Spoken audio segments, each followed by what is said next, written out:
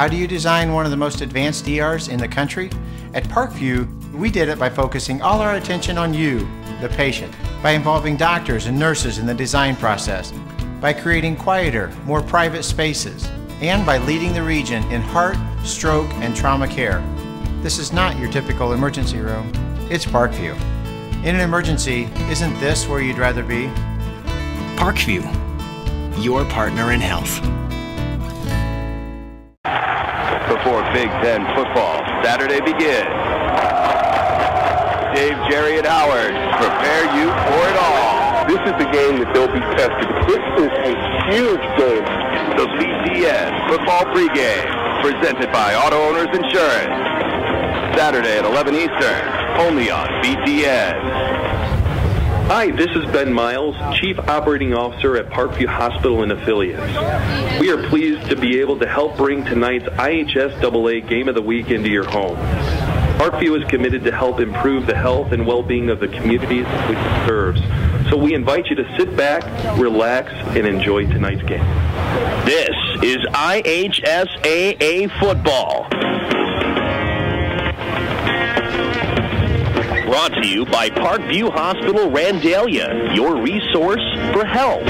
And by Fox Sports 1250, The Ticket. Also brought to you by Meyer, where you get higher standards and lower prices. By Momper Insulation, with over 40 years of quality, professional insulation. By Walburn Financial Management, providing affordable solutions to bookkeeping and tax problems. By Midwest America Credit Union, altogether better. By Arrow Fence, Fort Wayne's oldest name in fencing. By Columbia Street West, downtown on the Landing, a Fort Wayne favorite for 25 years. Aaron Chiropractic, specializing in spinal health. By Stiefel, a firm of choice. Ruoff Home Mortgage, a great name to know when you need a mortgage. And with special promotional consideration by the Fort Wayne Journal-Gazette. Nobody delivers the goods each morning like the Journal-Gazette. Now, let's head to the stadium. Enjoy your play-by-play host, Joe Parson. Sectional championship on the line here tonight. Will it be Carroll advancing along the tourney trail and remaining unbeaten, or will it be Homestead avenging a tough regular season loss and spoiling the party? Hi everybody, welcome into Charger Field. Along with Tom Freistroffer, I'm Joe Parson. Well, the stage is set for this most talked about rematch, Homestead against Carroll.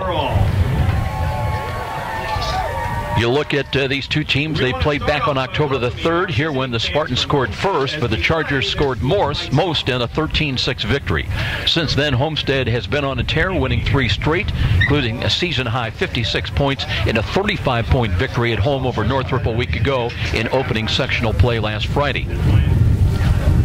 You know, Tom, you look over the 3-game win streak. The Spartans are averaging over 43 points a ball game, and they come in kind of with a reputed label of being a passing team. But Landon Durnell, he has 6 rushing touchdowns over his last 2 ball games, and I know that Chad Zolman preaches being a balanced team offensively. He's getting it now.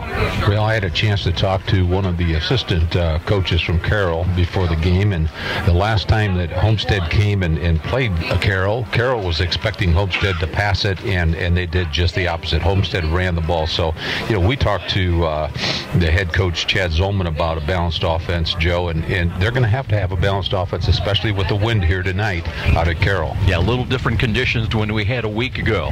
Meanwhile, let's take a look at the Carroll Chargers. They have been Carroll, doing exactly all that is necessary to remain unbeaten. But defense, you know, you look at their defense, they're now 10-0, and the Chargers have won 4 games by 7 points or less.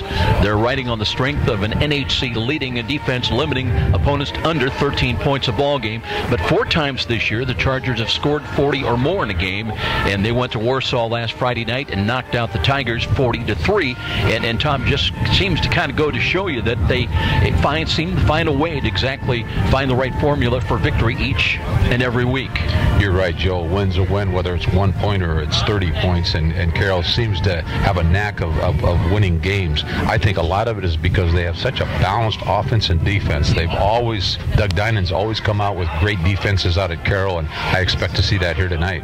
Well, as Tom mentioned, big difference from last week's balmy temperatures over at Homestead. Tonight we got wet, we've got cold, we've got wind, we've had some snow showers, and will it make a difference? Well, we'll find out. We'll be back with both head coaches. More of our pregame presentation coming up.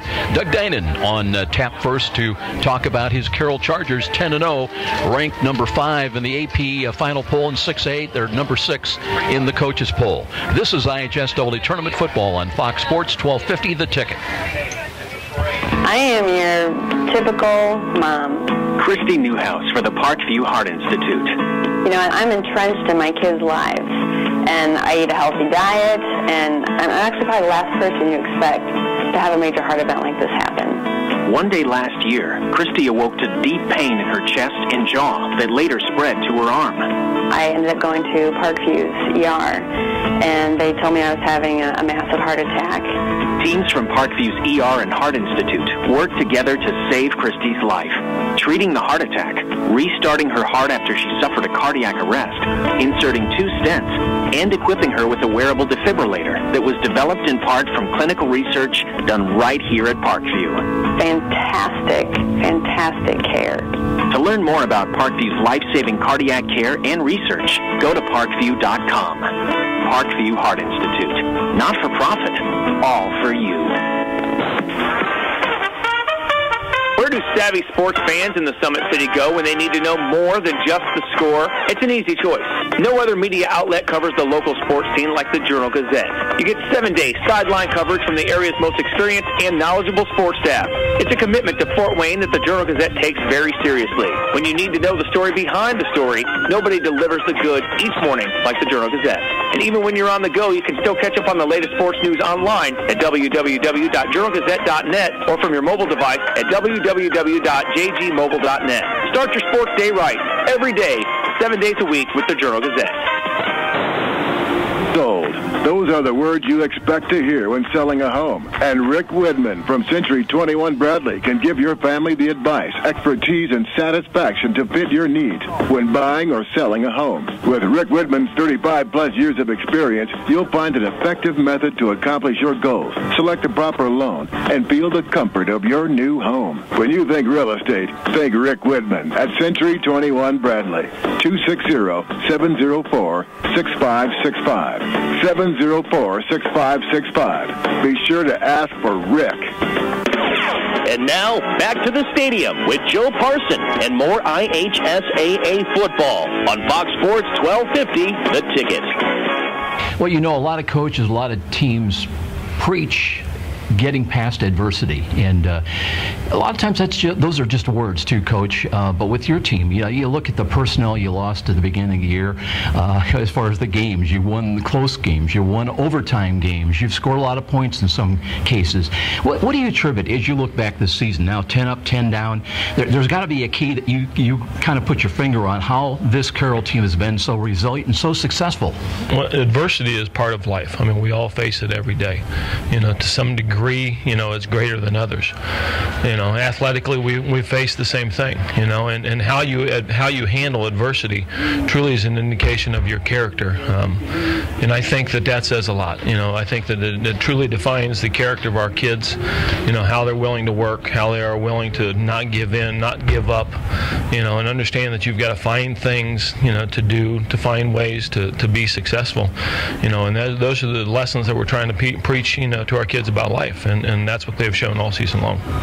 Last week at Warsaw, you look at Carroll and everybody talks about the great defense you've got, and you do, but you score 40 points. So talk about where the team is right now, both offense and defense, but it seems to be coming right along on schedule. Well, first of all, we've got to play sound defense all the time. All championship teams are built with defense. At the same time, we've got to be able to put the points on the board. We've got to be able to stick it in the house. We've got to be able to score a minimum of 4 touchdowns every time. And so, as we continue throughout and we improve every week, we're pleased with the improvement that we're making on both sides of the ball, including special teams, so they give us the opportunity to win. You look at this, everybody's talked about this rematch against Homestead. Had a great game in early October, and back here at home once again. What's different about Carroll compared to, say, a month from now? How are you better? Some things maybe you still need to improve on to beat Homestead a second time.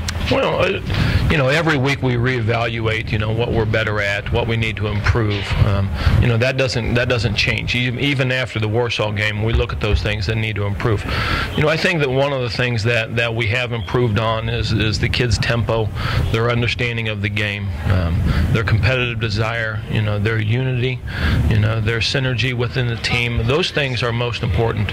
Those things will propel you to have success, as opposed to scheme, and things like that on the field. But I'm most pleased with the bond, the unity that the team has. Big difference from a week ago. Does the weather help you or hurt you tonight? I don't know that it does either. Honestly, both teams. It seems like Dodge the answer, but both teams play with the same conditions. It's important that you take care of the football. Especially in a game where you're going to have rain, cold. Field position is so important. I don't know if it hurts or it helps, but there are things that you've got to do. To give yourself a chance to win. Head coach Doug Dinan in his 5th year. His Carroll Chargers unbeaten. They are 10-0, and they finished on top of the NHC at 7-0. A year ago, the Chargers were 9-3. They finished 5-2 in the NHC. They won a sectional championship, then lost to Carmel in the regional 38-7. And depending how things go here tonight, a win by Carroll might send them back to Carroll 1 week from tonight in this year's regional. We're coming back. We've got Chad Zolman standing in the wings. He's coached the Homestead Spartans for 11 years, brings an 8-2 record, 5-2 in the NHC, and a number 15 ranking in 6A as far as Associated Press. We'll be back in 1 minute. This is IHSAA Tournament Football on Fox Sports 1250 The Ticket. Hi, this is Charlie Momper from Momper Insulation. After last winter's brutal temperatures and record-breaking wind chills, it's not too early to start thinking about adding insulation to your attic, sidewalls, and crawl space. By adding additional insulation, you can cut your energy costs up to 30%. Call Momper Insulation today at 432-7543. Momper, the #1 name in insulation since 1956. You're a super fan who will tailgate anywhere. The pros? Check. College? Check. Your 8-year-old's Pee-wee game? Big time. And to prepare for this ritual, you head to Meijer for freshly prepared food and licensed team apparel. Proudly display allegiance to your favorite team with our licensed short and long sleeve tees, hoodies, hats, and jerseys. Plus, load up on fresh meats, snacks, and drinks. So don't just tailgate. Tail greater at Meijer. Brought to you by Meijer. Meijer is proud to support IHSAA football.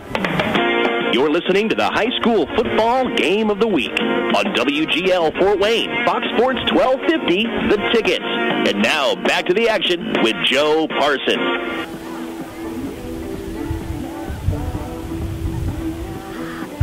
Welcome back, everybody. Just ahead of kickoff with head coach Chad Zolman. Coaches often they're here to be saying, Coach, let's play our best ball come tournament time down the last stretch of the regular season. I think it's fair to say your team's doing just that. Season high 56 points last week against Northrop. And Landon Durnell, and I'm not going to say he came from nowhere, but boy, he's taken his game to another level. 6 rushing touchdowns over the last 2 weeks. You've got to be pleased. Yeah, he's compact. He's small. I can think he hides behind the lineman a little bit. He's hard to find, and he has some good vision, and it's hard to bring down. Those are all great traits for a running back, and he's really picked things up the last 2 weeks. I think he's had 7 total touchdowns the last 2 weeks, so it's been fun to watch. On a night tonight, like tonight, I know you've got a prolific passing game, but you kind of wonder what kind of impact the wind and the wet and all the cold is going to have, and it's nice to have kind of in your back pocket the knowledge that if called upon, your offensive line can open up some holes. Yeah, and they're kind of unheralded. And honestly, they've done an awesome job. Right now, I think they're playing about as well as they have all season, and you can see them getting the linebackers, and the double teams are looking, all the little technical things the coach has been working all season on, and they're doing it. And so we've been pretty successful on the ground as a result. So they've done a great job this year. As we look back to that game against Carroll in early October on this field, had they lead early, got a touchdown, had to be feeling good about yourselves, never scored again though, and I know it's been kind of a circle date, hoping to have a chance for atonement, so to speak. And talk about approaching this ball game against this Carroll team now. What's got to change in round 2, if you will? Well, we got to be a little more effective in the red zone. We got in there a few times and didn't come away with points, and that's something that we've worked on since then, and I think we're better at it. And on the defensive side, the quarterback's a good player, and he can throw the ball in just about any conditions, I think. So he got over the top of us a couple times, and we got to take that kind of thing away. So those are the things we kind of worked on this week specifically. How about health-wise? You good shape for tonight? But healthy as we've been. Better. Yeah, healthy as we've been. We've really since maybe week 4 or so. Yep. Head coach Chad Zolman joining us. We mentioned 11 years. He's coached at Homestead, the head man with the Spartans. A year ago, they had suffered under a 5-5 season. That is a struggling year by Homestead Spartans over the years. They finished 3-4, a game under 500 in the NHC. They lost their last 4 games, including a 49-7 loss to Carroll in the sectional. We'll take a 1-minute timeout. We're waiting for the co-captains to come out.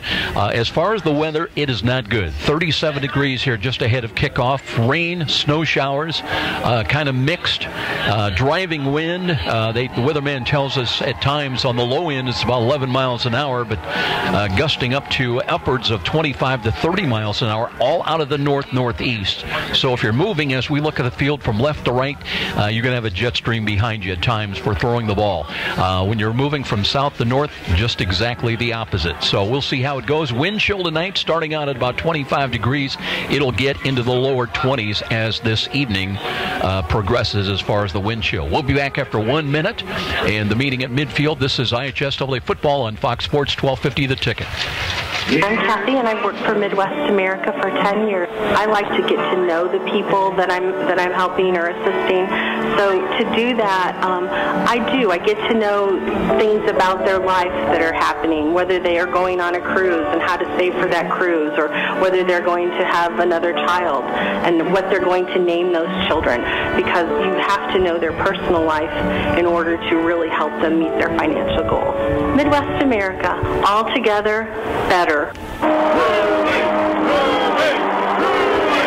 A trip to downtown Fort Wayne is not complete without a stop at Rudy's at 409 West Brackenridge. Next time you're headed to the baseball game, make pre-game plans to stop in at Rudy's, where you'll find a wide assortment of adult beverages and aromas. But Rudy's is also a premier downtown location for picking up those mouth-watering DeBrand's chocolates. What better way to catch a game at Parkview Field? Make it a date for a stop at Rudy's, right across from the main Parkview Field entrance. Rudy! And now, back to the stadium with Joe Parson and more IHSAA football on Fox Sports 1250, The Ticket. Back at Charger Field, I'm Joe Parson. Getting ready at midfield is our man Tom Freistroffer. Our referee tonight is Olin Roberts, and we are waiting for the co-captains. Both teams have come out now tonight. Will be, of course, it's a full night of IHSAA sectional football going on all across the state of Indiana. I believe all the classes are playing this week. Didn't have the 5A teams playing last night, but right now coming out are co-captains from both teams. Olin Roberts will meet him. We'll have the introductions. And the coin toss coming up, the reenactment. Let's go down on the field. All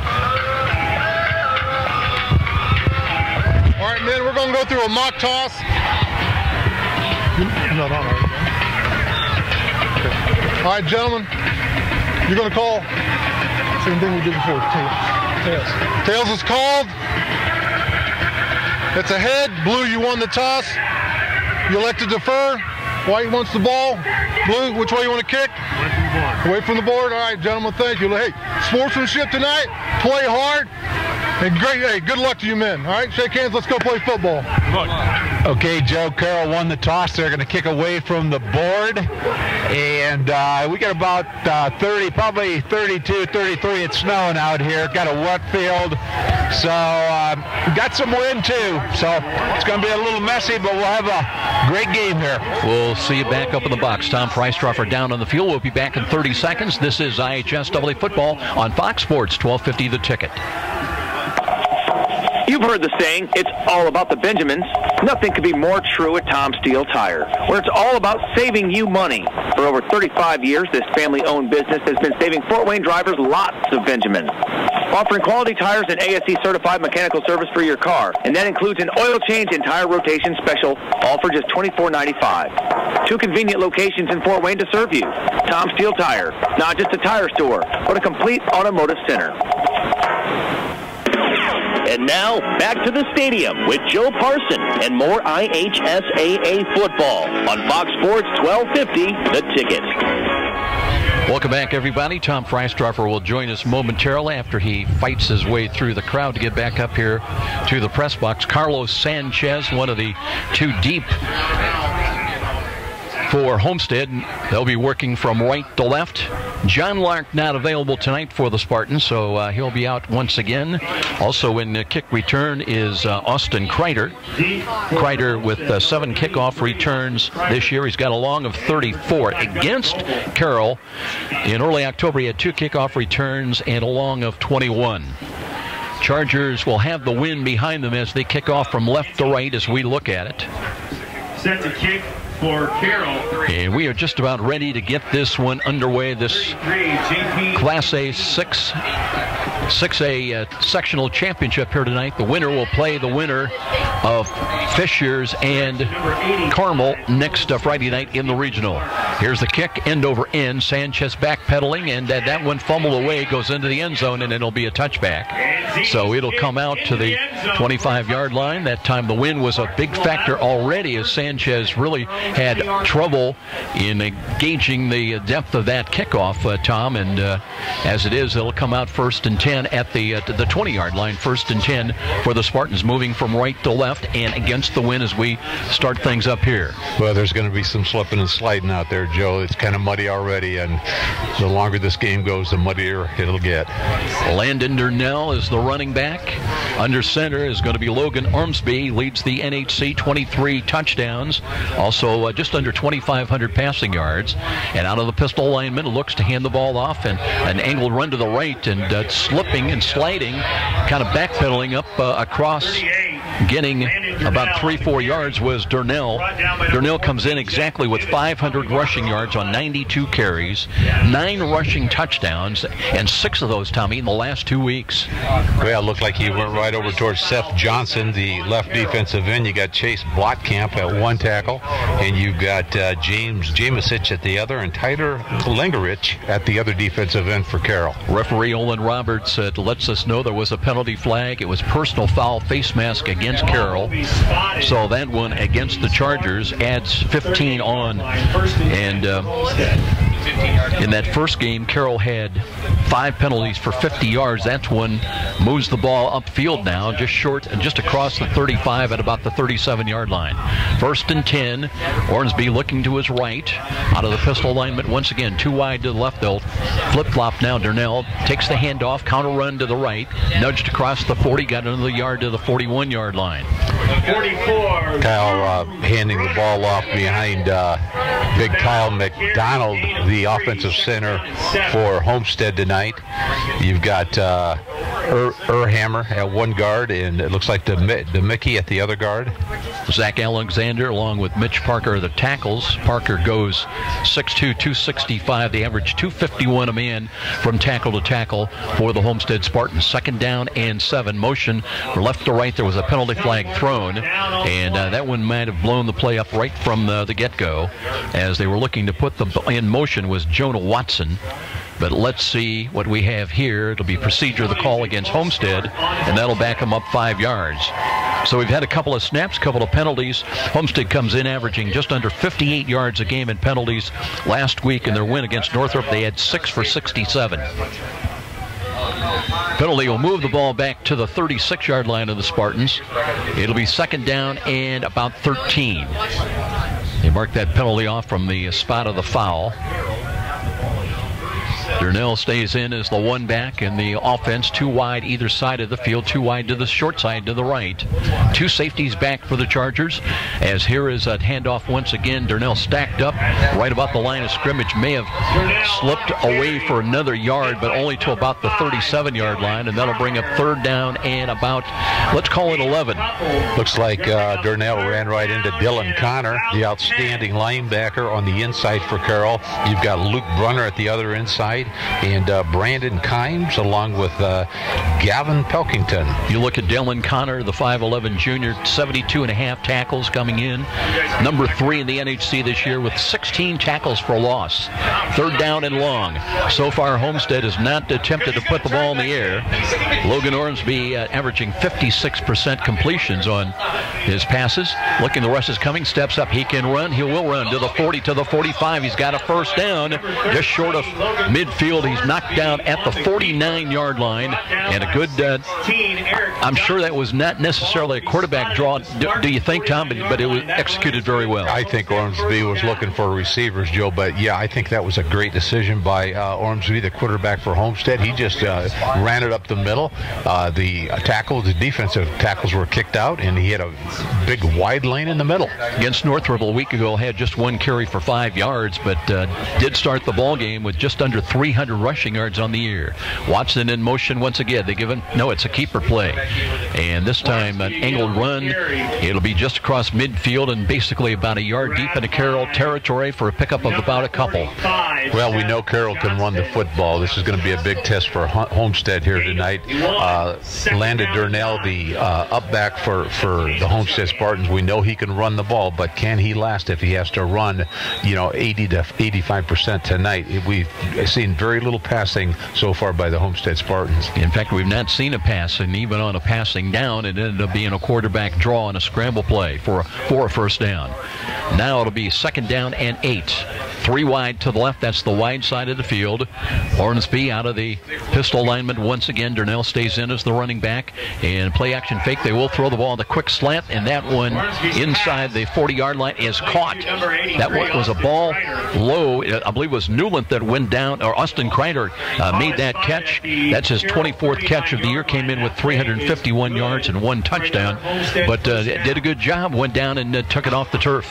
Well, we had a chance to see Austin Kreider and Ben Skoronek, the other wide receiver, last week. Those are big targets for Ormsby, the quarterback, and if they're going to pass, you'll see catches by those 2 young men tonight. Spread offense once again. 2 linebackers in for the Chargers. A little motion right to left behind the line of scrimmage by Kreider. Off tackle run on a counter hand up, and that'll be a gain inside the 39, maybe about a yard gain. Carroll very difficult to run against, as you can appreciate. As far as their run defense, they're giving up only about 151 yards a ball game. They gave up just 45 to Warsaw a week ago. In that first matchup, it was Homestead. Boy, very close numbers, Tom. Back in October, early October, as it was Homestead running for 157. Carroll ran for 160.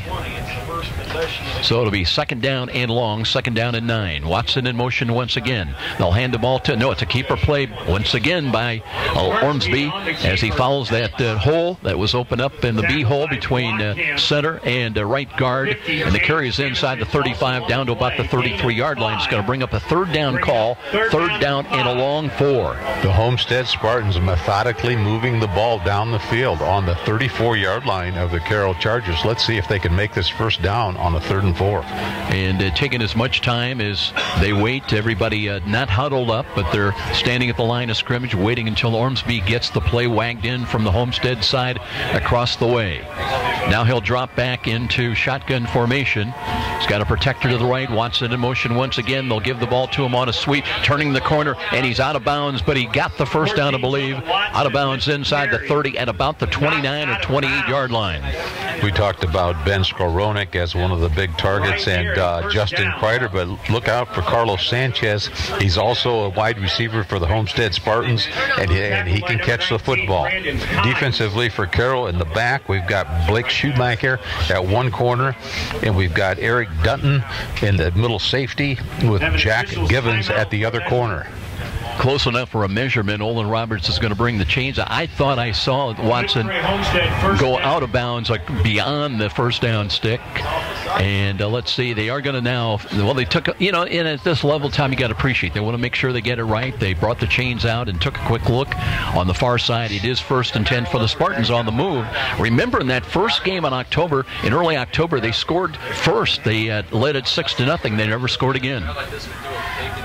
So 1st and 10, Skowronek's in. He's the lone wide to the right, the short side of the field. 3 wide to the left. There was movement at the line of scrimmage. It was Chase Blotkamp that came across. Let's see if he was drawn across or if it's going to be encroachment. Officials are going to confer. And it is at offsides against Carroll, so that'll make it 1st down and 5 with the ball now inside the 25-yard line. Homestead coming out with a 3 splits to the left. We call that trips, and 1 split to the right. Really splitting that Carroll defense out, which it could be another lane for Ormsby, the quarterback. Again, 3 wide to the left, the wide side of the field. Motion out of it, and that's Kreider. And Kreider takes the ball, but never really was able to get to the edge. That one was well defensed. They got lateral pursuit to the far side. Chase Blotkamp drifted over there, and a great pursuit by the 240-pound senior. And it is going to be little, if any, gain. Maybe it's going to be a loss, I believe, of a couple of yards. Because it was 1st and 5. So it'll be 2nd down and about 7. A loss, let's call it 2. And 6. Sanchez stays in. He's wide to the left side.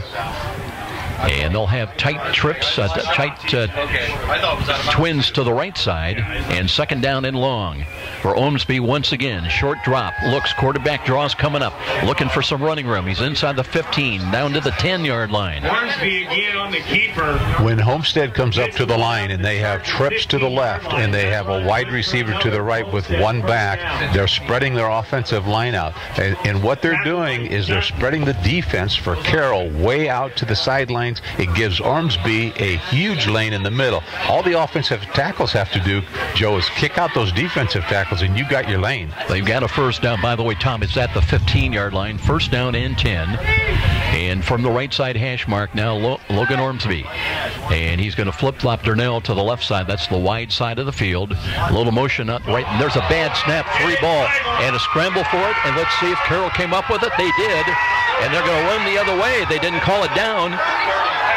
And down the left sidelines, this is going to be returned for a Carroll touchdown if it stands up. That might be their sideline. Let's see if it stands up. That was Blotkamp, I believe. Dylan Connor, I think, got the ball. No, Ormsby was going for that ball. He just didn't go quick enough, and Dylan Connor just took it right out of his hands. But is there a flag, Joe? Let's see. I don't believe so. I thought maybe they were down. I'm hearing that there is a flag, but I do not see it. They've not put the touchdown on the board at the 6:27 mark. And let's see, I believe it's going to stand up. Let's see if we can get it. Let's go down on the field. It's going to stand up. And that's going to be about a 65-yard return on the touchdown for Dylan Connor. And the penalty, if there was one, it was going to go against Homestead. So let's call it 65 yards on the fumble recovery by Dylan Connor. Dylan Connor was there. Ormsby just had a bad snap. It just went over his head.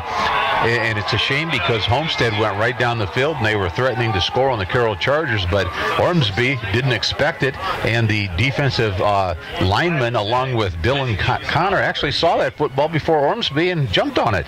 He picked it up, Dylan Connor, and went down 65 yards for a touchdown. Doug Dinan's coming over to talk to one of the officials. There's still a bit of delay before the attempt for the extra point. So let's see what this is going to be about. And now Olin Roberts comes over as well. So the holder for the Chargers on the extra point is Cody Dinan. Penalty is unsportsmanlike conduct on Homestead. And it'll be J.P. Anzini, who's 13 of 14 in extra points this year. Last week against Warsaw, perfect 5 for 5. And looking to make it a 7-0 lead for Carroll. And what a turnaround. As you mentioned, Tom, Homestead was driving. They were moving the ball basically on the ground. They had one pass completion, but a bad snap turned the game around. Here's the kick. Anzini, right-footed kick is on the way, and it is good. So timeout here on the field at Charger Field. Check the clock. It is 6:27 remaining in the opening quarter. It's 7-0 in favor of the Chargers. And this is IHSAA Tournament Football on Fox Sports 1250, The Ticket. Every small business person has the same dread: taxes, reports, and bookkeeping. What are you to do? You know you can't afford the big guys to keep you legal and solvent. Well, now there's Walburn Financial Management to save the day. Here's their number. You're going to want to remember this one: 260-459-2240. That's 459-2240. Why? Well, Walburn Financial Management specializes in the little guy. With reasonable rates and sensible retainers, Walburn Financial Management is simply perfect for the small business budget.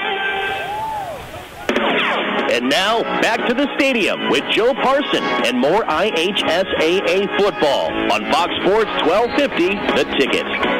Well, Chad Zolman, in a way, is going to be reflecting back to a month ago. Remember, it was actually Homestead that led 6-0, and then they never scored again. But here tonight, they were on the move, and just a bad snap, and that turned things around, and it's Carroll on top here at home at 7-0. We've talked about Carroll's defense all year. Doug Dinan, I think he prides in his defense. He's got great defensive people, very quick linebackers, and they took advantage of that situation.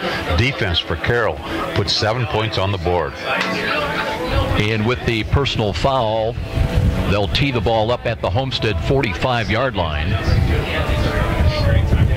So Kreider back with Sanchez in kick return as we started the ball game. But I've always wondered about a situation like this when you have benefited from a penalty. You might be tempted to go onside. But they're going to kick it deep, and it will go. In fact, the kick return is never even turned around. It's like a baseball outfielder sees that ball going in the stands, never even turns around. He knows it's out of play. Yeah, we'll see what Homestead can do here. You can't hang your heads. It's early in the ball game. Every touchdown, when you have two teams that are this evenly matched, especially with the type of field conditions we have here tonight, touchdowns are going to come at a premium. I don't think you're going to see a real high-scoring game because of the weather. We had some snow out there, a lot of mud, some rain. So let's see if Homestead can come back and match that 6-7 points. Well, the Spartans had some success running the ball. They'll start right over again, 80 yards away from their own 20-yard line. But now they trail it 7-0, and they'll start again. Dylan Connard, or I should say, it's Durnell, Landon Durnell, looking for some running room, and he will do well to get back to the line of scrimmage. Just smothered by Chase Blodkamp, Jamesic in the middle, Lengerith at end, and Johnson at the other end. Maybe a loss of about a yard. 2nd down and 11. 3 wide to the left side between receivers is Jonah Watson. Watson coming in with 8 catches on the year. He does have a receiving touchdown. And they're still waiting for the play to be wagged in from the far side, and now they'll come up to the line of scrimmage. 3 wide to the left and the near side as we look at it. 2nd down and very long.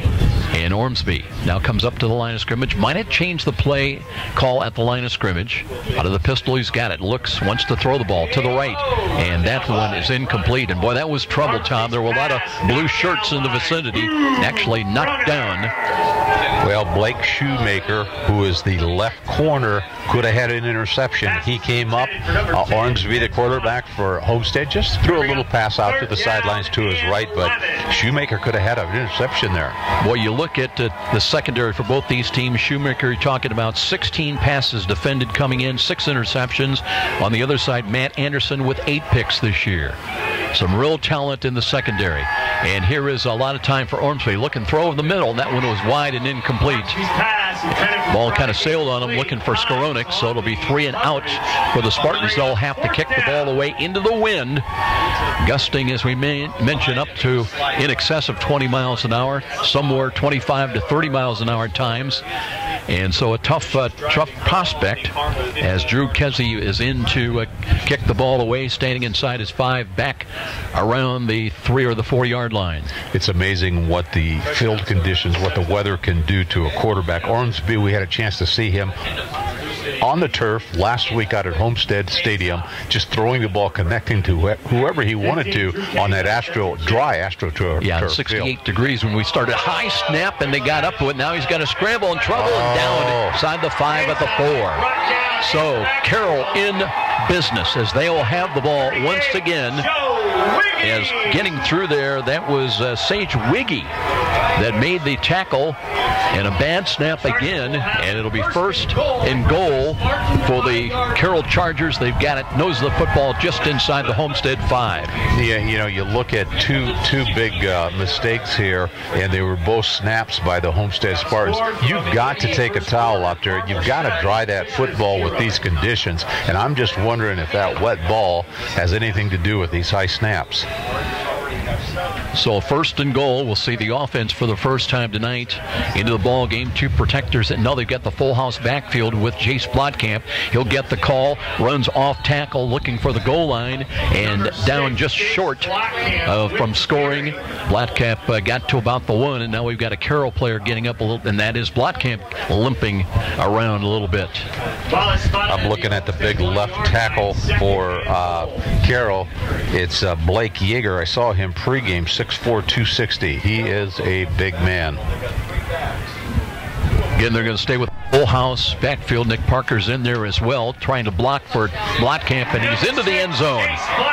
Blotkamp from a yard out, and just like that, Carroll has jumped on top of visiting Homestead at 13-0 at the 4:56 mark. So points on the board after the 4th down stop, actually on the bad snap, and a 1-yard run. Snap, Dynan, hold, and Anzini. And it'll be extra point coming up once again, attempted by Anzini. Trying to make it a 14-0 very quick lead for Carroll here at home over Homestead. Dynan is the holder, says he's ready, waiting for the snap. Got it down, right-footed kick, end over end on the way, and it is good. 14-0 Chargers, coming in 10-0, undefeated on the year. They lead visiting Homestead in this sectional championship game, 14-0. We'll be back to Charger Field, IHSAA football on Fox Sports 1250, The Ticket. Trust the doctors at the IPFW Athletics and the Fort Wayne Comets Trust. Aaron Chiropractic is well known for providing quality yet cost-effective care for sports injuries, muscle, or joint problems. They're one of the only clinics in the region to provide its patients with pain relief utilizing numerous therapies, including acupuncture, massage, and rehabilitation. Aaron Chiropractic is conveniently located in Northeast Fort Wayne. Find us on the web at aaronchiro.com or call 492-8811 to schedule an appointment. And now, back to the stadium with Joe Parson and more IHSAA football on Fox Sports 1250, The Ticket. Well, a touchdown brought to you by Meyer, where you get higher standards and lower prices. And Homestead fans got to be wondering what is going on out there. A good contingent have turned in across the way for this ball game across the way, Tom. It has not been going any way, shape, or form for the Spartans so far. Well, not only the Homestead Spartans fans, but Doug Dynan, the head coach. He's done such a great job with the Homestead Spartans this year. What is going through his head? His Spartans take the ball all the way down the field. They go literally 60, 65 yards. They look like they're going to score. There's a high snap. Carroll picks it up, goes down for the touchdown, and we have another high snap down in the end zone. So he must be really beside himself. Homestead, the 3rd kick return. Here's a run to the near side and some running room across the 30, 32, 35, 40, 45, and down the left sidelines. Finally bumped out of bounds. That was a good return by Matt Anderson. Matt Anderson with a rare kick return for the Homestead Spartans, and they'll have very, very good field position now into, well, there's a penalty flag against a block in the back against Homestead. How often do you see it, Tom, when a talented kick returner has a great job done and it's going to be wiped out? Well, things just aren't going Homestead's way here tonight. That was Matt Anderson did have a nice run. Of course, the Carroll Chargers, if you're all out on the left-hand side of the field and Matt was running towards, opposite them, it's very hard to get your footing out there. The conditions are really playing havoc on both teams here tonight. They tried to set up the picket fence for him on the return from the far side to the near side and turned the corner. Was all the way down inside the 35-yard line, but it'll come back and it'll be 1st and 10 with the ball right at the Homestead 23-yard line. It is 1st and 10. 14-0 Carroll here in the early going. And they feasted on mistakes by the Spartans. Stay with Landon Durnell as the running back. The one back is now they set up from the left side hash mark. 2 wide to the right, the wide side of the field. Carroll stays with 2 safeties back. They'll run the ball with Durnell. A little counter run across the 25. Got up to about the 26. That'll be a gain of about 1.5 yards, couple of yards. And bring up, let's call it 2nd down and 8. What Homestead's trying to do is trying to spread the defense for Carroll out. That takes Tyler Lingerick, the right defensive end. It takes him out on a wide receiver, so he gets a chance to play a little bit of outside linebacker here. 2nd down and long. Ormsby backs up out of the shotgun formation now. Little motion from right to left by Kreider behind the line of scrimmage, but it's a quarterback keeper play coming back on the counter run to the right side. And Carroll, you don't easily confuse them. They stay at home. They honor their assignments, Tom, defensively. Very tough to run against. That's a new yard. It'll be 3rd down and a long 7. No, Ormsby was very successful in that first drive to be able to get up in that lane, but Carroll made adjustments. They went to the sidelines. Their linebackers have adjusted. They're not playing as deep right now, a little bit closer to the line, and they're closing the holes inside. Homestead on 3rd downs this year, 38 of 103 for 37%. They've got to get out to their own 35-yard line. Ormsby drops, short drop the throw, looks right, checks off, throws wide and incomplete again. Looking in the middle of the field for Skoronik, but again, very tough. He tried to muscle up on that ball, but just couldn't get maybe a good grip on it, but delivery was not good. They'll go 3 and out once again. Well, when you're a quarterback, you want to lead that receiver. You don't want to throw it at his numbers. You really don't want to throw it to his back shoulder. You want to lead him at least a foot or 2 in front of him. Now, it's very difficult because the receiver can't get his footing. When Ormsby throws in front of him, it's just not completing out there. And Tom, you got to watch this guy now. Blake Schumacher back at midfield. He had a 59-yard punt return touchdown last week. Here's a high snap that they got the kick away, partially blocked.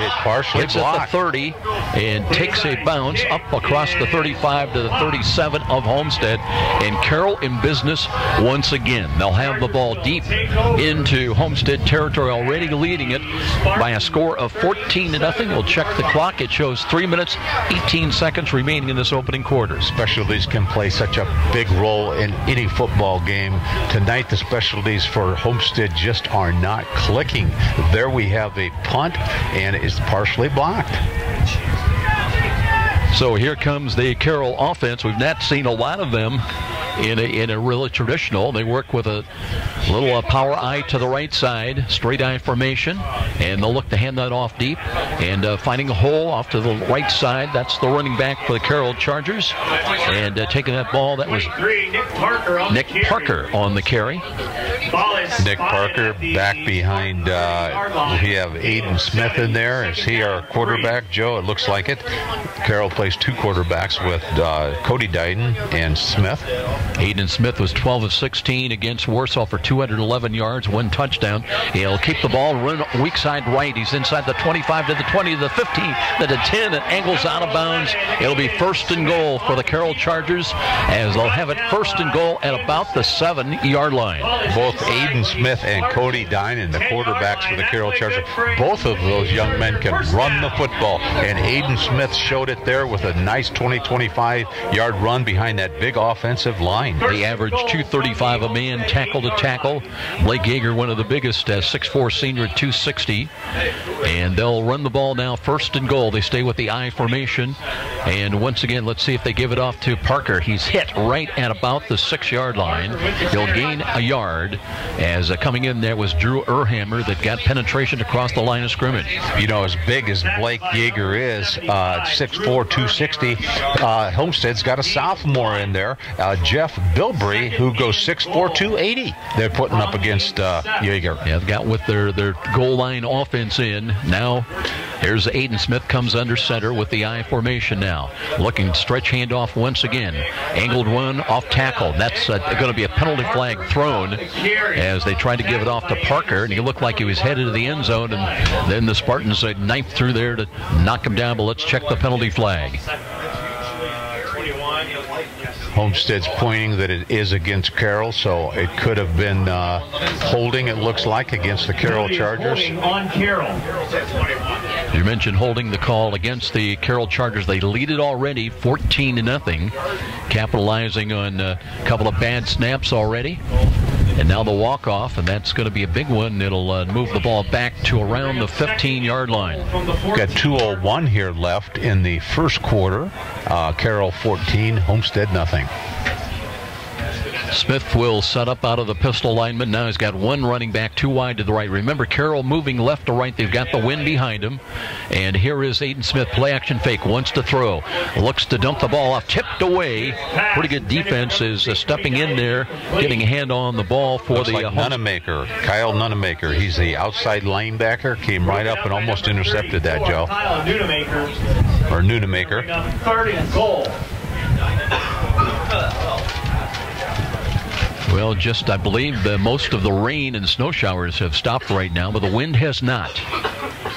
Aiden Newland comes into the ball game wide to the left side.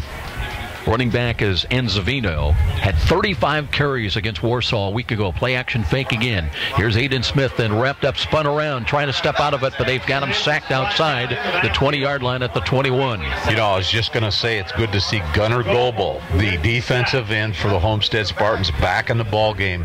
Gunnar was not playing last week against the 6A Northrop High School sectional opener, and Gunnar Goebel, who we saw all over the field a couple times this year for Homestead, came in with a nice sack.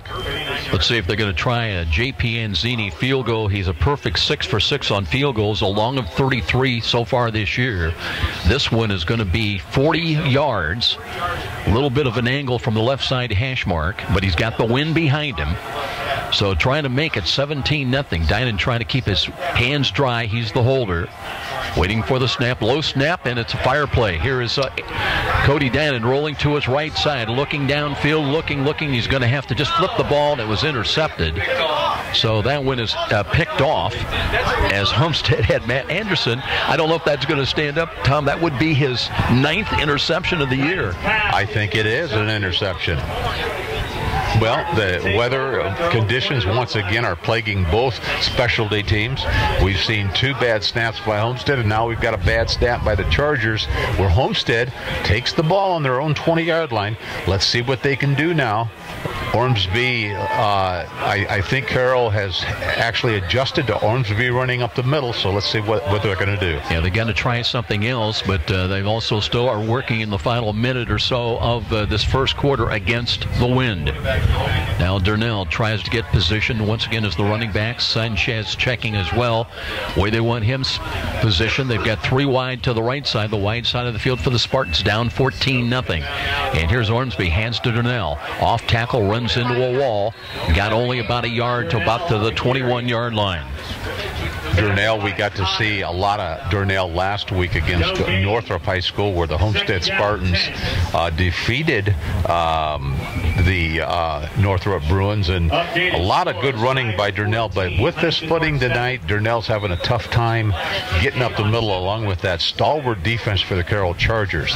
Call it a pickup of 1, 2nd down and 9. We're in the final seconds, and Homestead maybe just wanting to try to get out of the quarter, trailing at only 14-0, and get the win behind them. Play clock is down to 9. I believe they're going to have to run a play at least one more in this late ending first quarter. And here is the the read option. They'll hand it to Durnell, tries the left side, got to the 22, and that is about it, and that is the end of the first quarter.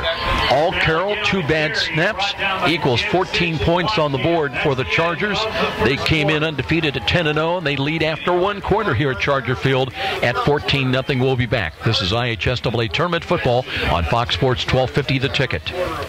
From humble roots, some 30 years ago, the name Ruoff Home Mortgage has been built upon a legacy of making dreams of home ownership a reality. Loan officers Doug and Julie Carroll are proud to help you establish your roots with a mortgage for your new home. They understand that every borrower is different, and they work hard to get you a mortgage that fits your needs. Call the Carroll team at 602-9768 to find out which program is right for you. When you need a mortgage that is simple and straightforward from a hometown name you can trust, call Doug and Julie Carroll at Ruoff Home Mortgage, 602-9768. Miss a great high school game recently? Or simply want to revisit that game-changing electric play that turned everything all around? Well, now there's a great new opportunity to do just that. Catch all the exciting action of our live radio broadcast simply by visiting SummitCitySports.com after our game broadcast. Plus, many other high school sports highlights to choose from as well. It's all new and available now at SummitCitySports.com. And now, back to the stadium with Joe Parson and more IHSAA football on Fox Sports 1250, The Ticket. Chargers on top here at home at 14-0 with Tom Freisterhofer. I'm Joe Parson in Homestead. Tom just trying to settle down a little bit as they've got 3rd down and long now, but they do have the wind behind them as they work from left to right. Ormsby has not had a lot of success. He completed his first pass, but his last 2 have been incomplete. Looks to the right, throws the ball too high. That one intended for Skronik. He's been targeted 3 times. They've yet to be able to complete a pass to him. It'll be, once again, 3 and out. They'll have to kick the ball away this time. They'll have the wind behind them. I really feel we've got 2 evenly matched teams here tonight, but the team that capitalizes on the other team's mistakes is the team that's going to win the ball game. And so far, Carroll has capitalized on 2 huge mistakes by the Spartans. Ormsby's got his back to the with the wind here, so we'll see if Homestead can score this quarter. Kezzy in to punt the ball away inside the 10. Got a better punt. This time the kick is away, end over end. Schumacher has it bounce high, picks it up, works from his 39, and stepped out of bounds and kind of bumped a little bit on the far sideline, but don't see any of the yellow laundry. We would have a week ago seen a flag. Definitely. A big part of Homestead's offense is their passing attack. The head coach for the Homestead Spartans, Chad Zolman, he does want to get a balanced offense. It's kind of hard to get a balanced offense for either team here tonight because it's so slippery and muddy out on the field. And Tom, just about your point, it's also difficult to have a balanced offense when you're playing catch-up. And when you're down 14-0, although it's early in the ball game, that does make it a little tougher as well. First to play from scrimmage, the Chargers run it up the middle, and they've got it across the 40 to about their own 43-yard line. Parker with the carry. We've got Zach Schultz at one corner for the Spartans and Javon Burke at the other corner. Matt Anderson, who plays all over the field, is playing safety for the Homestead Spartans. Parker, that last carry, came in with 4 carries last week, 4 yards. He gets about 5 yards, and here's a lot of misdirection. They want to run the ball. Homestead stacks it up the middle as Alex Anzavino got the call. He had 35 carries, 145 rushing yards, scored a touchdown on the ground, had 1 catch for 3 yards, but this time stopped at the line of scrimmage right at the 45. It'll be 3rd down and 5. And on the tackle was Jack Northquist. He's the inside linebacker for the Spartans. Northquist is a very agile inside linebacker. Carroll 7 of 13 last week for 54% completion. Here's a dump pass near side, and they've got the catch, and they'll move the chains. So good delivery as Eric Lauer just floated out to the wide side of the field. On the money was Aiden Smith, and the wind didn't bother him that time. Is turning upfield. They've got 1st and 10 now into Homestead territory at the 46-yard line of the Spartans. Nunemaker, the outside linebacker, in on that tackle. He had to come over and made a nice open field tackle. They stay in the I formation, offset to the right. That's the wide side of the field. Now they're going to back up the running back just a little bit now as, once again, it's Aiden Smith ready to take the snap. Looks to hand it off. A little bit of a hole up the middle in the second level and breaking free. Good run that time by Enzavino as he had a block from the right side. Amon Carr along with Connor Burgess opened the hole, and here they come inside the 25 of the Spartans. It'll be 1st and 10 right at the 25. Almost looked like a dry field there for Enzavino, the way he took off and broke into that hole. They stay in that offset I formation now. Homestead trying to make a change, and let's see, did they call a timeout? One of the linemen was trying to get off the field for the Spartans as the ball was being snapped. That was Bilbrey. You talked about him earlier, and I believe there was a timeout and called by the Spartans when to save the penalty. So 14-0 our score. The clock shows 10:29 remaining in the first half. We'll be back in 30. This is IHSAA Tournament Football on Fox Sports 1250 The Ticket. The market goes up, the market goes down. And if you're a typical investor, you may be playing games, trying to guess correctly when to buy, when to sell. That can be expensive and exhausting. Well, what if there was a local company with tons of investment experience to help you take some of the guesswork and worry out of investing? The name is Stifel, specializing in individual portfolio management. Stifel can help reduce the risk and worry of investing, building you a portfolio of quality, performing stocks and bonds. Give Stifel a call at 260-459-3989. And now, back to the stadium with Joe Parson and more IHSAA football on Fox Sports 1250, The Ticket. Homestead making another change before the snap as they're out of the timeout and coming up the line of scrimmage. It'll be 1st and 10 for the Chargers. Moving against the wind, right to left. And here is Aiden Smith handing the ball off, turning the corner, trying to get to the outside edge was Enzavino. Homestead did a good job of trying to make lateral pursuit across their left side defensively. Connor Burgess, the center for the Carroll Chargers, he has the responsibility of getting the ball back to the quarterback, Aiden Smith, doing a very nice job with the wet field conditions. Moses Gerardo for Homestead, a little slow getting up. He tried to pinch in, got cracked down. Here's a run up the middle once again, and Enzavino trying to push it inside the 20-yard line. So he'll get to about 5 or 6 yards on that carry, but now it brings up third down and 5 coming up for the Chargers. They're on top here at home at 14-0. Looked like Eric Elston was in on the tackle. Play action fake. Here's Aiden Smith, throws to the left. He's got a catch at the 10-yard line. Still in bounds. It'll be a gain down close to the 6. McCray coming out of the backfield. Carroll is moving the football. They are down on the 10-yard line of the Homestead Spartans. We've got 9:39 here in the second quarter. First and goal. They're going to mark that ball at the 8. It'll be 1st and goal from the 8-yard line from the left side hash mark. Again, they look for Enzavino. Enzavino pushing the pile down, got to the 6, and they'll give him another yard down to the 5-yard line. Alex Enzavino, the tailback for the Carroll Chargers, hitting the hole very quickly. Has a lot to do with their success with the opening of the holes with Jesse Lawson at one guard, and we've got Enan Carr, I believe, at the other offensive guard. They're going to bring in Chase Blotkamp. They'll go with that full house package in the heavy goal line offense for the Carroll Chargers, trying to make it 21-0. They look and they'll give it to the up back, and that's it. Blotkamp on the carry. Let's see. Blotkamp did get the call. Down to the Homestead 2. So he's down inside the 3, close to the 2-yard line. Clock is moving. It'll approach 8.5 minutes before this snap of the ball here in the second quarter. 14-0 Chargers. Now they've got 79. Third down and goal from the 2-yard line. Dylan Connors also in the backfield. They'll give it up. Blotkamp looking for the end zone. Touchdown. 2-yard run. Chase Blotkamp at the 8:27 mark. Touchdown. Blotkamp just hit the hole. It was just an off tackle play to the right-hand side of the Carroll Chargers. Just a methodical drive here by the Carroll Chargers down the field. Didn't seem like the field conditions were affecting Alex Anzavino Easy for you Here to we say. go. I had the same problem last time we were here. Anzavino, my apology. But he hit the holes quickly. Blotkamp, meanwhile, has got his second touchdown of the night. Now Anzini trying to make it 21-0. Booms it towards the upright and good. So all Carroll here in the first half.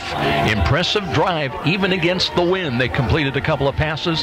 They lead visiting Homestead 21-zip. This is IHSAA Tournament Football on Fox Sports 1250, The Ticket. Frank the Buffalo here. With Fios Internet from Frontier, I can be on any device I want, in any room I want, and feel like I'm in the front row.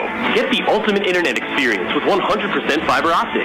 Call 1-888-FRONTIER today to get Fios Internet for $19.99 a month with qualifying phone service and enjoy a 2-year price guarantee, free Wi-Fi router, no contract, and no rate hikes. Front row seats without the crowd. Perfect. Limited time offer. Taxes, fees, and other restrictions apply. Subject to availability. Fios Marks owned by Verizon Trademark Services, LLC, and used under license. And now, back to the stadium with Joe Parson and more IHSAA football on Fox Sports 1250, The Ticket.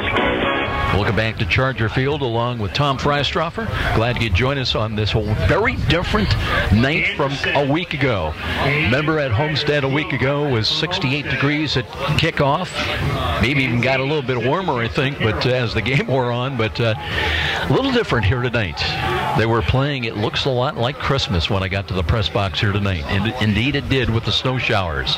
Yeah, Carroll Chargers just really coming out at the Homestead Spartans and taking advantage of the big mistakes by the Spartans. 2 high snaps with their specialty teams hurt them, and then Carroll just methodically took the ball down the field. So, Anzavino got the football. He hit the holes quickly, and you have to, give Carroll the credit. They're up 21-0 here. Kreider and Anderson back deep. Remember, Anderson had a big kick return that was wiped out that hurt because of penalty. The bounding ball, that's a free ball, picked up, now dropped, and they'll run again to the right side to the 25-yard line to the 30, across the 30 to the 32-yard line. So it'll be Anderson who had a little trouble handling that cold and wet ball.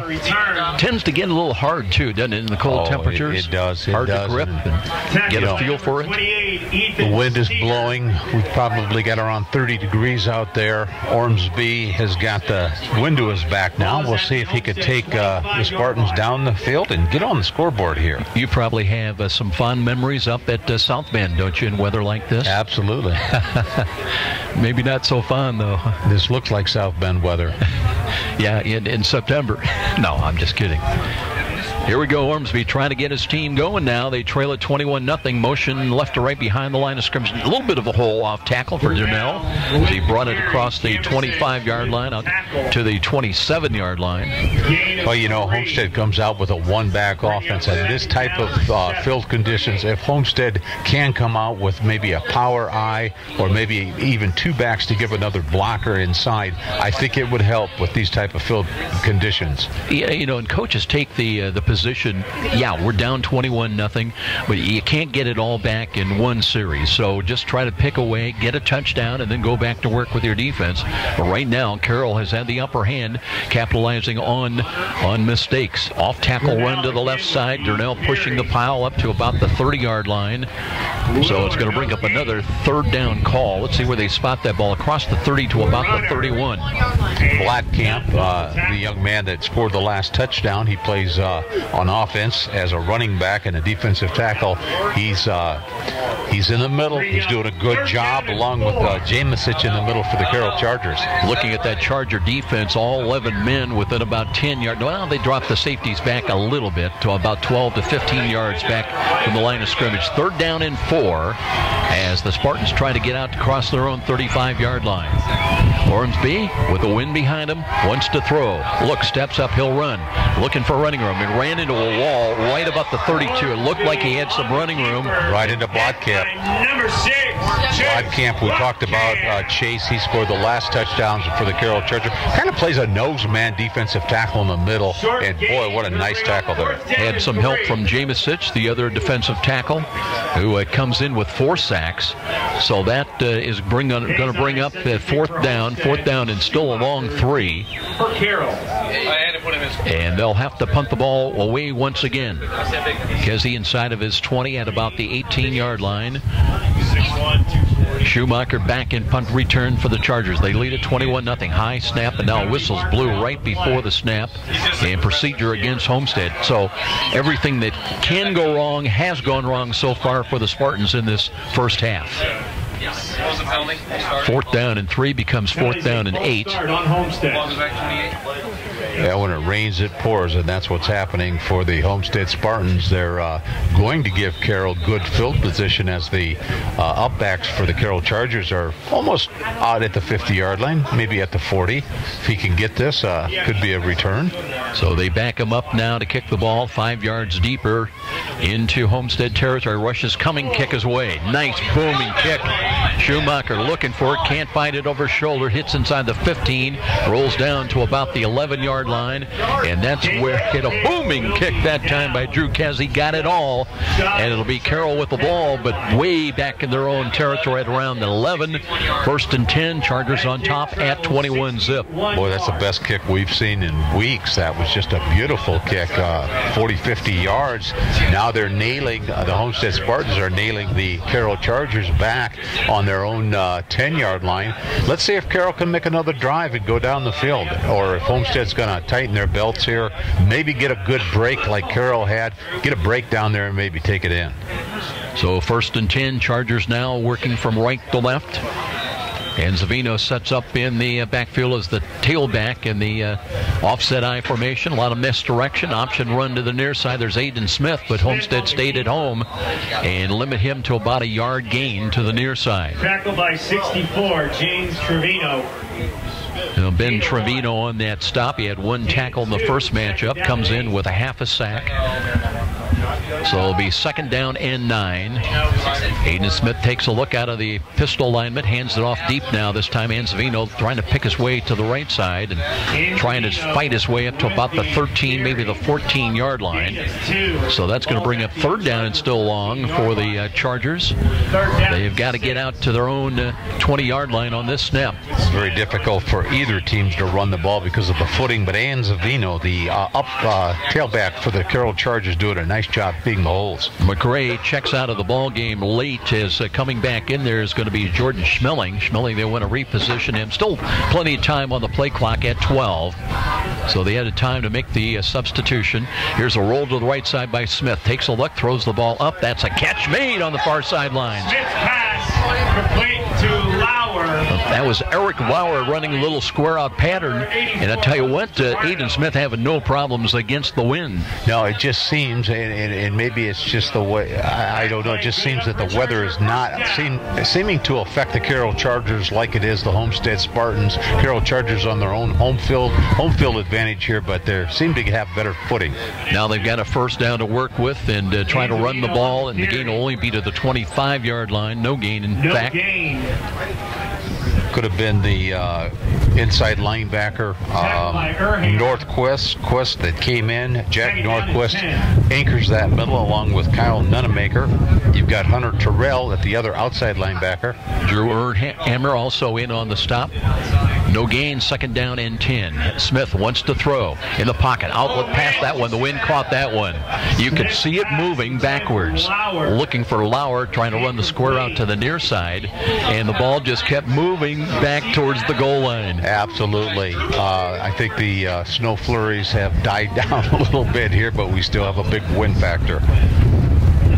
Started about 20-mile-an-hour winds, gusting 25, 30, maybe more than that at times.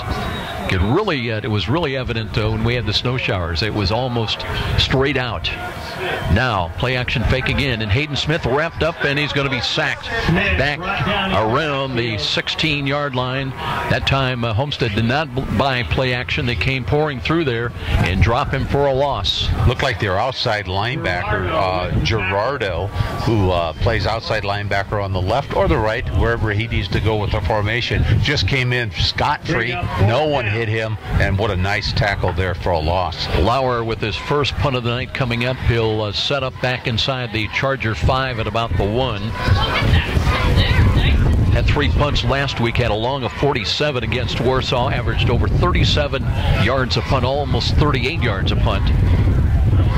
And Homestead should get very good field position on this exchange. Punt returner back inside the 47-yard line of Carroll. Good delivery. The kick is away. High wind caught that almost straight up. It'll kick back inside the 20 to about the 16-yard line. That one took a U-turn. How bad is that wind? That wind is fierce. The ball went up, regular spiral, like it was going to go 40 yards on the punt. The wind caught it, took it up into the air, and actually propelled it backwards. The ball's laying on the Carroll, 17-yard line? Yeah, that's where they're going to spot it. So obviously Homestead down 21-0, but a golden opportunity now to get on the board and get some confidence. The wind is the 12th man tonight. Skoronik in the split wide to the right. He's the lone wide on the short side. And Logan Ormsby with the play clock at 13, looking to get the play wagged in from the far side. Under center now, lets his line know what he's going to do. And here's Ormsby, ready to put the play in motion. 3 wide to the left. Wants to hand it off tackle run, and right into the stomach. And that's Landon Durnell with the run again inside the 15. They'll spot the ball just inside the 15-yard line. Looks like a nice filled tackle there by Jack Givers. He plays cornerback for the Chargers. Gain of 3, second down and 7. Jack Givens, not Givers, plays outside corner. Kreider up in the slot to the left side, part of the trips package, wide to the left. Second down and long. Now Ormsby backs up out of the shotgun formation. Durnell flanked to his left. He rolls to the left side, looking, cuts back to his right. He's got a lot of running room now. Throws on the run, and that one is picked off, I believe. It is going to be picked off at the Carroll 9-yard line. Schumacher on the pick.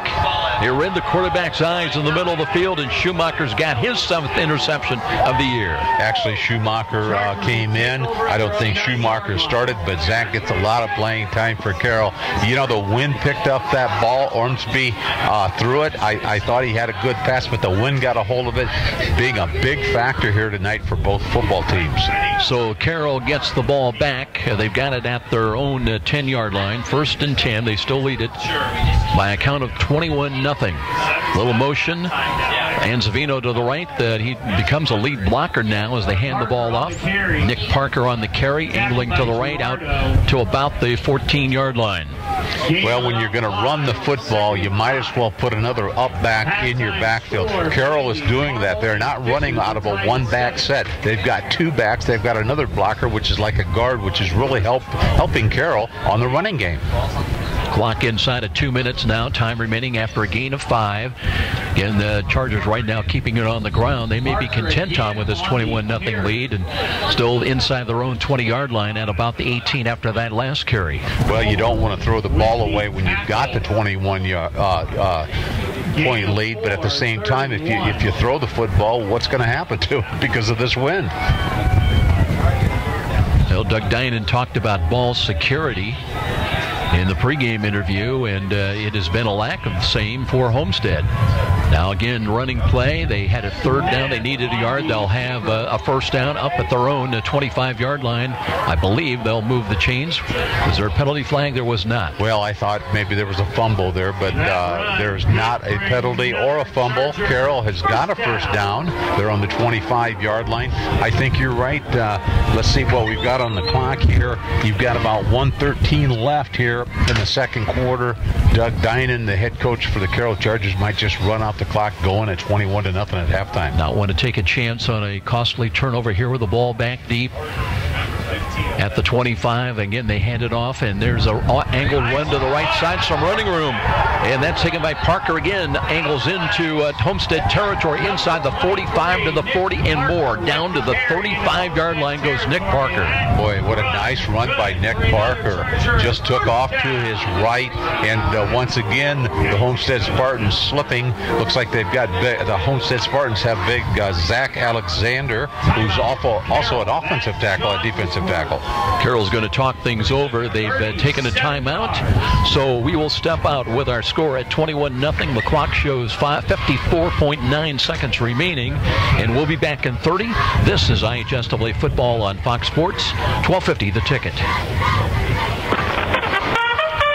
Where do savvy sports fans in the Summit City go when they need to know more than just the score? It's an easy choice.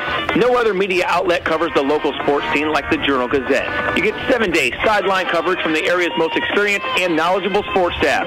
It's a commitment to Fort Wayne that the Journal-Gazette takes very seriously. When you need to know the story behind the story, nobody delivers the good each morning like the Journal-Gazette. And even when you're on the go, you can still catch up on the latest sports news online at www.journalgazette.net or from your mobile device at www.jgmobile.net. Start your sports day right, every day, 7 days a week with the Journal-Gazette. You're listening to the high school football game of the week on WGL Fort Wayne, Fox Sports 1250, The Ticket. And now back to the action with Joe Parsons. They mucked that ball back at the 39-yard line. It is a first down for the Carroll Chargers. Now they've got a triple I formation as they hand it off deep, and that's a gain short of the 35 to Parker again on the carry to about the 37. Well, another one of our media partners is SummitCitySports.com. You can tune in live each game and listen to our broadcast. Also be sure to catch a video replay beginning tonight at 11 o'clock at SummitCitySports.com, plus other games and highlights. Hurry up offense, they'll run the ball, and breaking tackles, running inside the 30 down to the 28. That's Nick Parker, and he's running hard tonight. Parker is running hard, along with Ann Zavino, the tailback for the Carroll Chargers. They're putting together a little bit of a running game here in the mud here tonight. Down to just 26.3 seconds. Carroll will take another timeout. We've got one remaining, I believe. 21-0 our score. This is IHSAA football on Fox Sports 1250 The Ticket. Sold. Those are the words you expect to hear when selling a home. And Rick Widman from Century 21 Bradley can give your family the advice, expertise, and satisfaction to fit your needs when buying or selling a home. With Rick Widman's 35-plus years of experience, you'll find an effective method to accomplish your goals, select a proper loan, and feel the comfort of your new home. When you think real estate, think Rick Widman at Century 21 Bradley, 260-704-6565. 704-6565. Be sure to ask for Rick. And now, back to the stadium with Joe Parson and more IHSAA football on Fox Sports 1250, The Ticket. Chargers with a first down at the Homestead 28-yard line. You know, Ann Zavino, 35 carries last week. Tonight, Nick Parker came in with just 13 calls. He has really done the load of the ball carrying so far in this second quarter. Here's the throw down the middle. They've got a man downfield. That one nearly intercepted. Homestead read that one pretty well. But you saw the arm of Aiden Smith. He muscled up on it, and no problem against the wind with that throw. Well, I was going to say that was against the wind, and what a nice pass. Almost intercepted by the Spartans. Second down and 10 with the ball back at the 28-yard line. Final seconds of this first half. Clock at 19.7 now. As here come the Chargers up to the line of scrimmage. This time under center. I formation, power to the right side. They'll hand it off, and up the middle, there's some running room once again. Inside the 20 for Nick Parker, down to about the 16-yard line. And Nick Parker having a whale of a second quarter. Parker doing a nice job, but look at Jesse Lawson up in front, Connor Burgess at center, and Carr and Workman up on the right-hand side at guard and tackle. They're doing some nice blocking. Clock running inside of 13 seconds now. They'll stay the ball on the ground. They'll keep it as Parker powering down inside the 10, inside the, too close to the 10-yard line. Let's see where it'll be Carroll taking their final timeout with 5.4 seconds remaining, and let's see if now they'll try to bring Anzini in for a field goal, or will they run a play? Well, at this point in the ball game, I would think they would bring their kicker in. They might be kicking against the wind, but not much time. If you run a play, you only have one play. He's got a 1-yard punt. Teams still huddled up respectively during this timeout. We'll try to bring you caught up on the other games, the other sectional games going on elsewhere around the state of Indiana, northeast Indiana at least. It was north side at Wayne tonight. Generals at 8-1. 5.4 seconds remaining, 21-0 here. Carroll jumped on the Spartans with 2 bad snaps early in the ball game, grabbed an early 14-0 lead. Now they are up 21-0, and they're going to bring, let's see if they do bring Anzini in to attempt the field goal, or they're going to run a play. Looks like they're going to run a play, Tom, and feeling that win could be so they're going to, it'll be 2nd down and 3 with the ball at the 10-yard line. Here is Aiden Smith rolling to the right, looking, buying time, sets his feet, being pursued, cuts back to the left side. Now he's got running room, cuts to the 10, it gets to the 5, but he won't get in, and that is the way. The ball popped free, but the first half is over, and it will go. The teams will head to the dressing room in a 21-0 lead for the Carroll Chargers at home here, trying to win a sectional championship, trying to go on to face the winner next week in the regional between Fishers and Carmel. 21-0 in favor of the Chargers. Impressive first half for Carroll. And we're going to come back with our halftime presentation. We'll check some scores elsewhere when we return. Also the line score in our ball game here. But Carroll on top after 2 quarters, 21-0. This is IHSAA Tournament Football on Fox Sports 1250, The Ticket. We all want the very best for our loved ones, and that includes our pets. AeroFence can give your pet dog the protection you want, along with the freedom to roam that your pooch wants. Using Aero's Dog Watch Hidden Fence. Far cheaper, yet far more versatile than most traditional fences. Aero's new Dog Watch Hidden Fence uses a simple learning program through an electric signal beamed to your dog's collar that gives an alert when he is reaching property boundaries. It's safe, simple, effective, affordable protection for Poochie. Call AeroFence at 260-471-PETS. The Dog Watch Hidden Fence, your dog's best bet, giving him freedom to roam. Experience Fort Wayne's French Quarter this weekend at the Bourbon Street Hideaway. Step down into New Orleans, the city of jazz, of seasoned Cajun cuisine, of a relaxed way of life. Discover an authentic Louisiana experience. The rich atmosphere provides an instant getaway to the charming streets of New Orleans. The menu is one of a kind. Indulge in the crispy smothered catfish, honey almond glazed fried chicken, and mouth-watering Nolans crawfish. Chef Todd Downs has mastered the art of gourmet Louisiana cooking and prepares only the freshest Cajun cuisine. After dinner, save room for Bourbon Street's rich chocolate voodoo bread pudding or their sweet potato pecan tarts. Bourbon Street Hideaway is located on the lower level of West Columbia Street, so come step down into Fort Wayne's own French Quarter. Stop in today or call ahead for reservations at 260-422-7500. Bourbon Street Hideaway, your instant escape to authentic New Orleans. I am your typical mom. Christy Newhouse for the Parkview Heart Institute. You know, I'm entrenched in my kids' lives, and I eat a healthy diet, and I'm actually probably the last person you expect to have a major heart event like this happen. One day last year, Christy awoke to deep pain in her chest and jaw that later spread to her arm. I ended up going to Parkview's ER, and they told me I was having a massive heart attack. Teams from Parkview's ER and Heart Institute worked together to save Christy's life, treating the heart attack, restarting her heart after she suffered a cardiac arrest, inserting 2 stents, and equipping her with a wearable defibrillator that was developed in part from clinical research done right here at Parkview. Fantastic, fantastic care. To learn more about Parkview's life-saving cardiac care and research, go to parkview.com. Parkview Heart Institute. Not for profit, all for you. And now, back to the stadium with Joe Parson and more IHSAA football on Fox Sports 1250, The Ticket.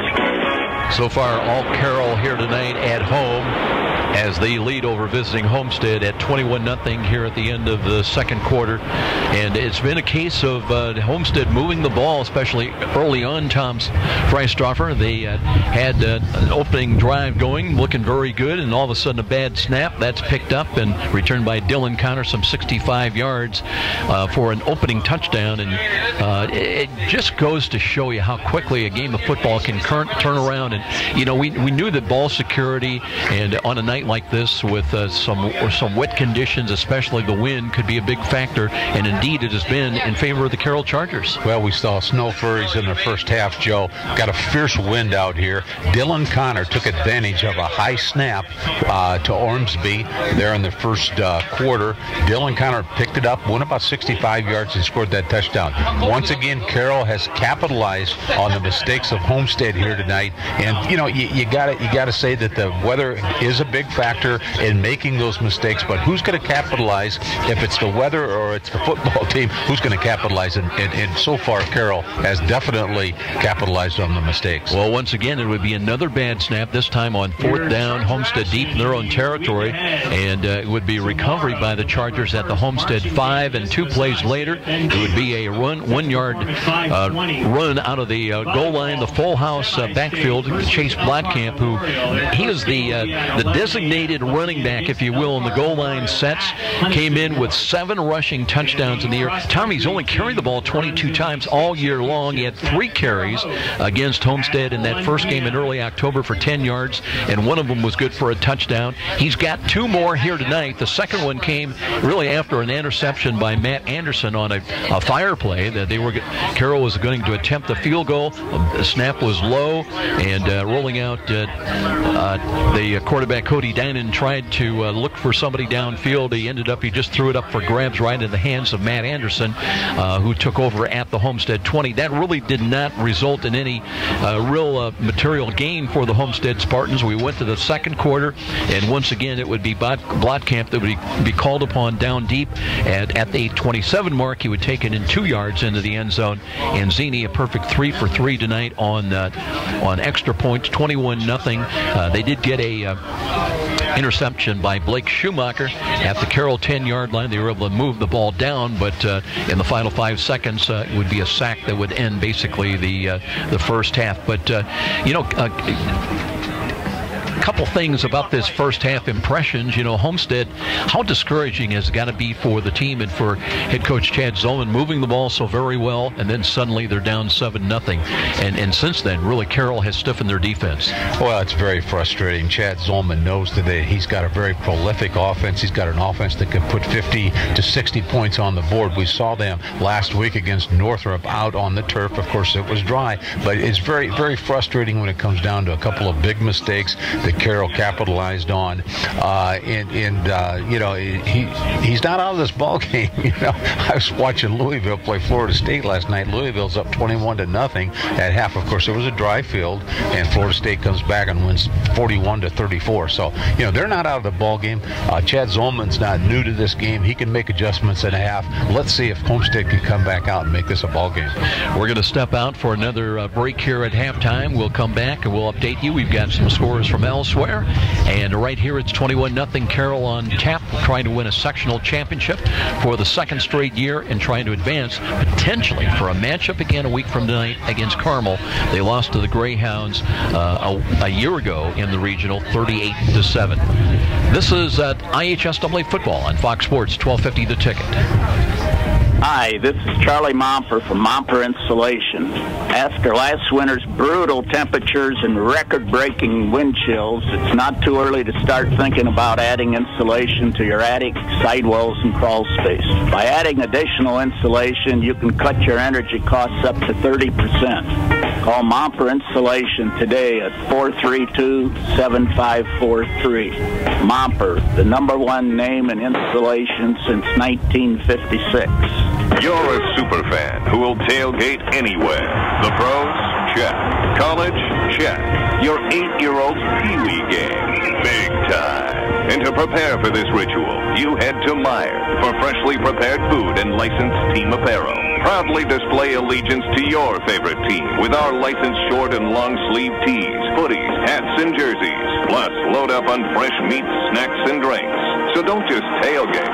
Tail greater at Meijer. Brought to you by Meijer. Meijer is proud to support IHSAA football. I'm Kathy, and I've worked for Midwest America for 10 years. I like to get to know the people that I'm helping or assisting. So to do that, I get to know things about their life that are happening, whether they are going on a cruise and how to save for that cruise, or whether they're going to have another child and what they're going to name those children, because you have to know their personal life in order to really help them meet their financial goals. Midwest America, all together, better. You've heard the saying, it's all about the Benjamins. Nothing could be more true at Tom Steele Tire, where it's all about saving you money. For over 35 years, this family-owned business has been saving Fort Wayne drivers lots of Benjamins. Offering quality tires and ASE-certified mechanical service for your car, and that includes an oil change and tire rotation special, all for just $24.95. 2 convenient locations in Fort Wayne to serve you. Tom Steele Tire, not just a tire store, but a complete automotive center. Next time you're downtown and needing to feed your sweet tooth, you're just a few steps away from Rudy's, Fort Wayne's perfect location for stocking up on those famous to brands gourmet chocolates the Summit City is famous for. Rudy's is located just catty corner from the main entrance to Parkview Field. In fact, Rudy's is a great place to meet up with friends before an event at the ballpark. There's even outside patio seating, ideal for relaxing after work. With a wide assortment of adult beverages and aromas to choose from as well, Rudy's, distinctly different in downtown Fort Wayne. Did you know the IRS tax code now consists of nearly 80,000 pages of rules and regulations? It's enough to make you cry. But now there's real affordable help right here in Fort Wayne. Walbert Financial Management, a firm that cuts right through the legalese, working hard for you, providing external solutions to bookkeeping and tax problems. Walbert Financial Management, taking flawless care of all your personal reporting, P&L, or even individual tax requirements. Give them a call, 260-459-2240. You'll sleep better at night being assured everything's taken care of. Walbert Financial Management. And now, back to the stadium with Joe Parson and more IHSAA football on Fox Sports 1250, The Ticket. Very chilly night here at Carroll High School with Tom Freistruffer, Joe Parson back with you. 21-0 Chargers here at the half. Teams in the locker rooms trying to warm up a little bit best they can. Let's check some of the results from other games going on so far in the 5A Sectional 12 matchup tonight. It's Northside. They are trailing against Wayne 26-14. Last score we got from that particular ball game. Meanwhile, at Huntington North, it's Snyder on top of the Vikings at 23-7. One other score to pass along. It is Bishop Luers in a slugfest. They're playing against Heritage, and the Knights have got a 12-3 advantage right now against the Patriots. Other matchups tonight that we might take a look at. Leo at Northwood on the road in a 4A Sectional 19 matchup. East Noble against Northridge. Remember, Northridge blanked Bishop Dwenger last week, 21-0. And East Noble, we've seen the Knights. That's kind of an interesting matchup between those two teams. That should be a very good matchup. Northridge did handle Dwenger last week by 2 or 3 touchdowns, so that'll be a good game. The other one also a 4A matchup in Sectional 20. New Haven is home tonight. They're taking on Columbia City. A lot of people think that one could be a good matchup. Well, we've seen, though, remember Nishwan Jones, we saw him a couple of weeks ago. He was something else against the Spartans. Jones was just fantastic. One of the better running backs we've seen this year, Joe. The other matchup in that particular Sectional 20, it's Norwell against Marion. As far as 3A in Sectional 27, Belmont was leading, I believe, last report at Garrett in that ball game. And, of course, it's also Heritage at home against Luers, 12-3 Knights, the last report in that one. In 2A, couple of games to look at. It's Eastside at Woodland, and actually in 1A, in Sectional 42, South Adams taking on Northfield tonight, Southern Wells at Southwood in the other one. Still waiting for the teams to come out. Some of the specialists beginning to come out, and boy, what a night for a specialist. You know, when you look at these guys, they're skill position guys, but everything's about timing, and on a cold night, and you know, you can't get the feel of the ball really. Kickers got to struggle with a wet ball, a hard ball, and just a tough night to be out there. And now they got to come out and before everybody else and get out of that warm locker room. Well, we've definitely seen some big mistakes here, but once again, the wind is a factor. The precipitation, we had snow flurries in the first half. We had 2 bad snaps. You have to dry that football. We saw a punt go straight up into the air and actually come back towards the punting team, landing down on the 15-yard line of the Carroll Chargers. So the wind conditions, the weather conditions are a big factor here tonight, and it plays havoc on the specialty teams. I can't recall, Tom, seeing a punt do a U-turn, up, look like it was going to have good, and just kind of angle back to the near side as the ball took it, and instead of being out around the 45 or 50-yard line, it went back inside the 20. Well, and that's going to be very discouraging. I'm glad we're up here in the press box. Somebody just walked in and said they turned on winner, and that's about right. Yeah, that punt kind of reminded me of some of my golf shots, but that's another story. 21-0 Carroll here at halftime, under 3 minutes before the teams come out and begin their halftime warm-ups, and the challenge will be to get limber, to get loose, and try to stay warm best you can on a very cold night here in Northeast Indiana. We'll be back after this 3-minute timeout. This is IHSAA Tournament Football on Fox Sports, 1250 The Ticket. Hi, this is Tim Rooney. For over 30 years, I've been helping people just like you meet their investing hopes and dreams. For individuals in a high-income tax bracket, that may mean investing in tax-free municipal bonds. For others, we may just help them pick their best investment options inside their own 401k plan. For those kids approaching college, we can develop a college 529 plan that provides tax-free growth in addition to a $1,000 tax credit on your Indiana state tax return. It only takes a quick phone call to Stiefel to set up a no-obligation meeting to see what we can do to help meet your dreams. Just call us at 260-459-3989. That's 260-459-3989. And be sure to ask for Tim. If you are one of the many Hoosiers suffering for years from neck and back pain, we have good news for you. Did you know there are now new non-surgical approaches to easing, reducing, and even eliminating pain in the neck, back, and spine? You are invited to Aaron Chiropractic, located on Fort Wayne's northeast side in College Park, just off Delhar Road, to discover a new approach, a new treatment plan for pain relief and pain management. The start to a pain-free lifestyle may be just a phone call away. What are you waiting for? Call Aaron Chiropractic to set up an initial visit. Their number is 260-492-8811. One call. That can mean the return to a life without pain. Aaron Chiropractic. From humble roots some 30 years ago, the name Ruoff Home Mortgage has been built upon a legacy of making dreams of home ownership a reality. Loan officers Doug and Julie Carroll are proud to help you establish your roots with a mortgage for your new home. They understand that every borrower is different, and they work hard to get you a mortgage that fits your needs. Call the Carroll team at 602-9768 to find out which program is right for you. When you need a mortgage that is simple and straightforward from a hometown name you can trust, call Doug and Julie Carroll at Ruoff Home Mortgage, 602-9768. Miss a great high school game recently? Or simply want to revisit that game-changing electric sleigh that turned everything all around? Well, now there's a great new opportunity to do just that. Catch all the exciting action of our live radio broadcast simply by visiting SummitCitySports.com after our game broadcast.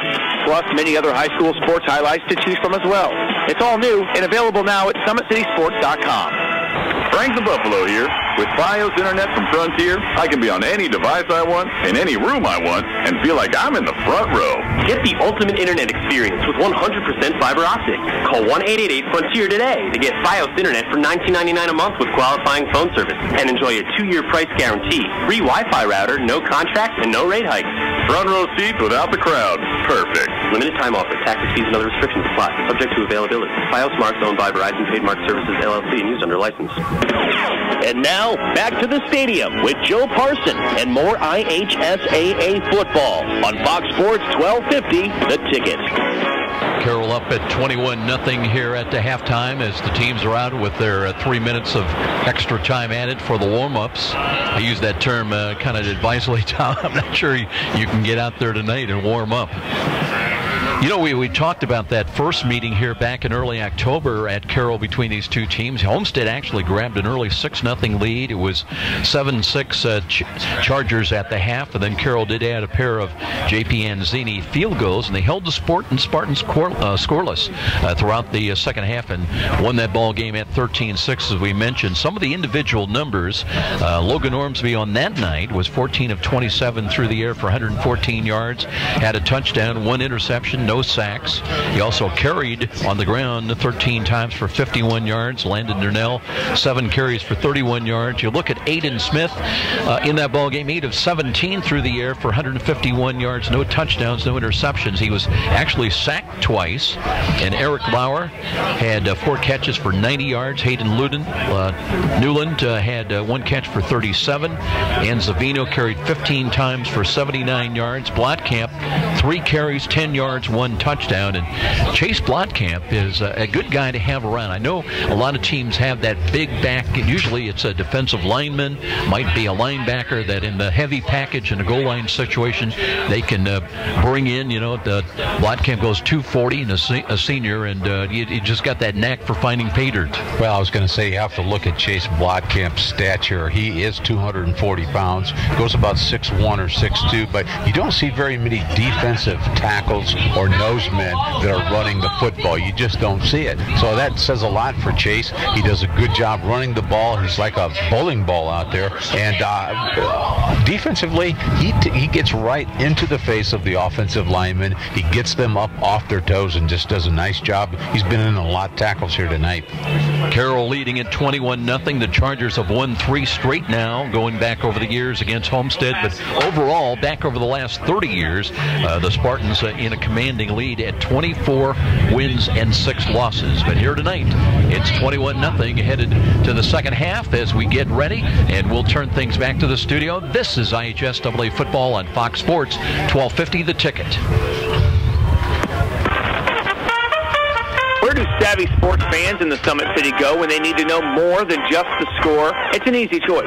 No other media outlet covers the local sports scene like the Journal-Gazette. You get 7-day sideline coverage from the area's most experienced and knowledgeable sports staff. It's a commitment to Fort Wayne that the Journal-Gazette takes very seriously. When you need to know the story behind the story, nobody delivers the goods each morning like the Journal-Gazette.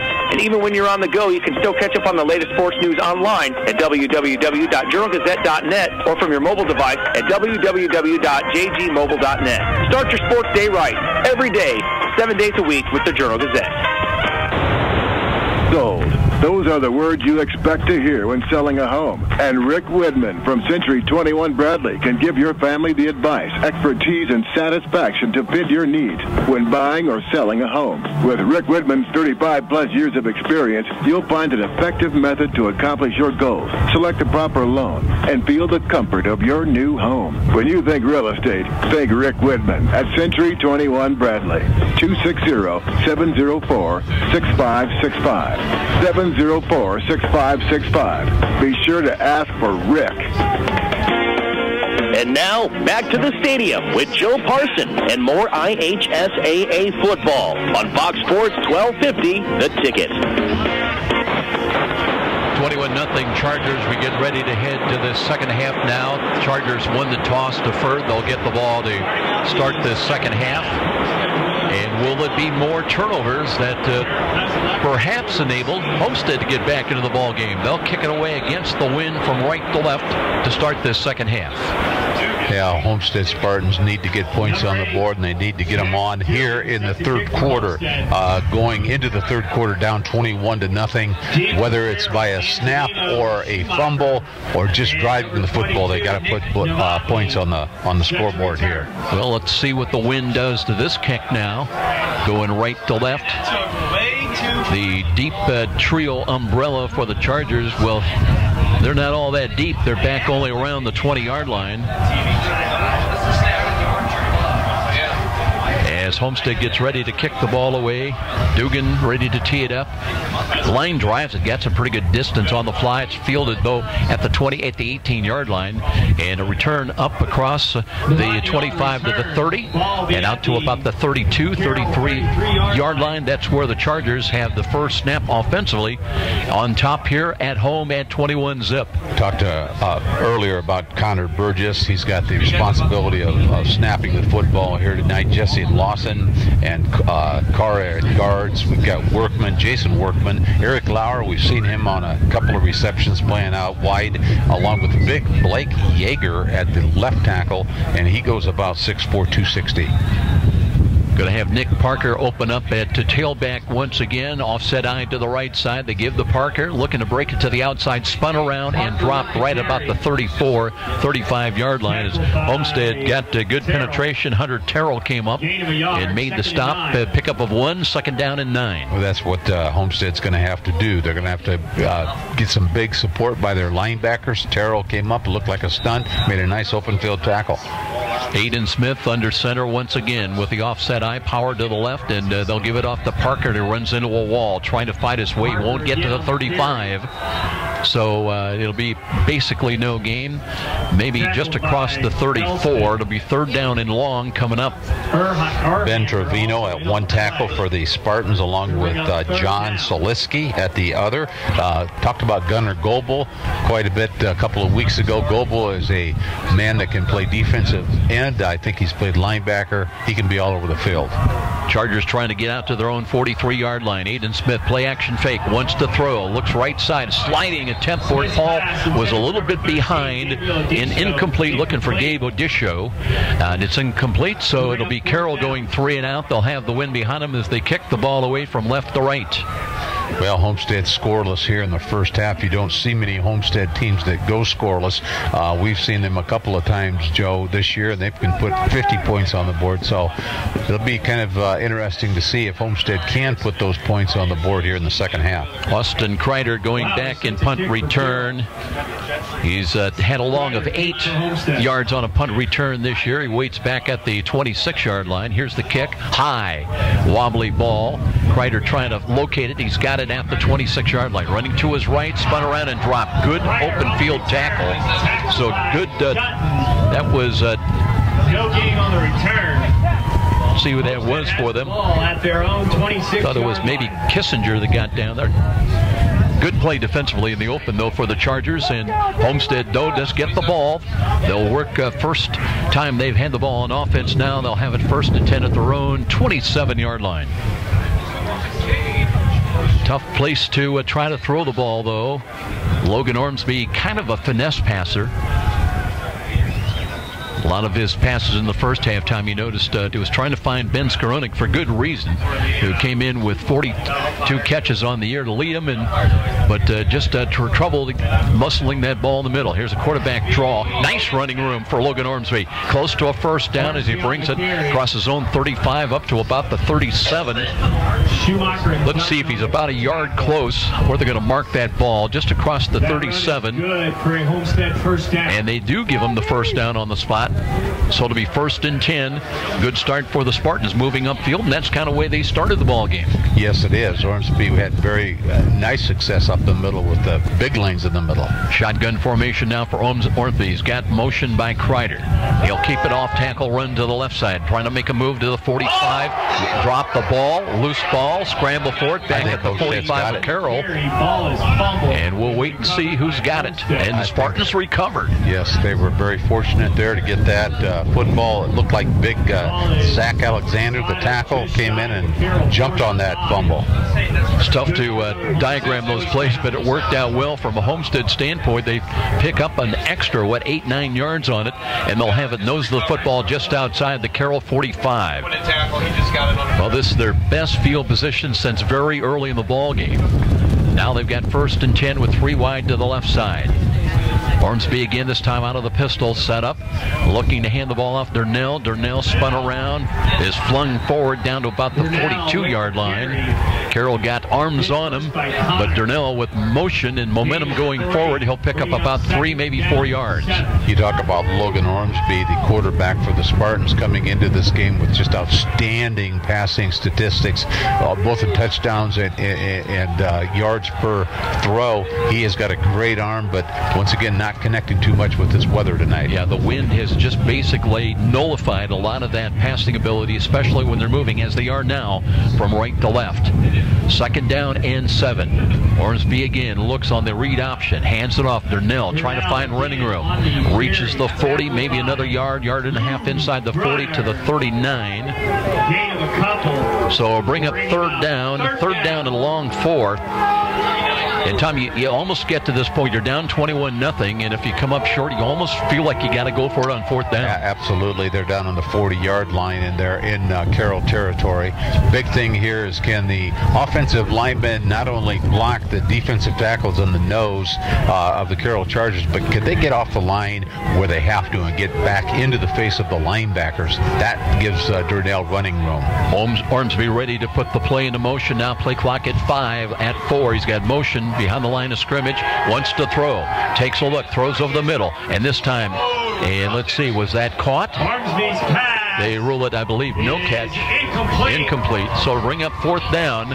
Again, trying to throw over the middle. Broken up by number 20, Blake. Not sure who he was going for. It could have been John Lark there, but somebody's down.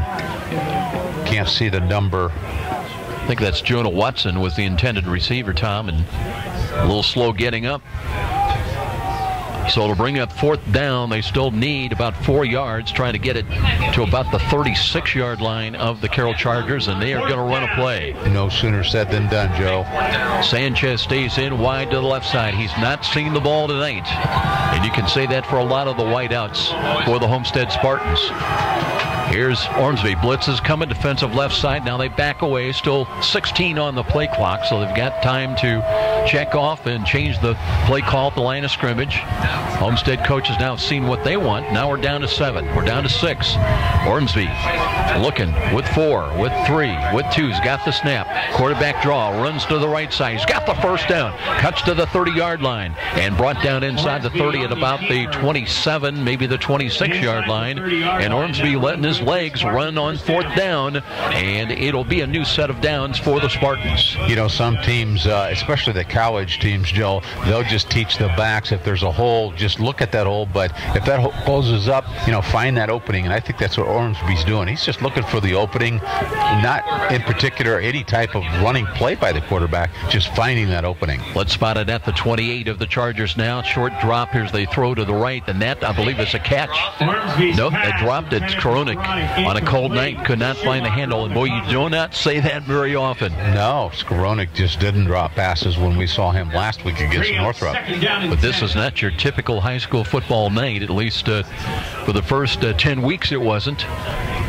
So nice a week ago, not tonight.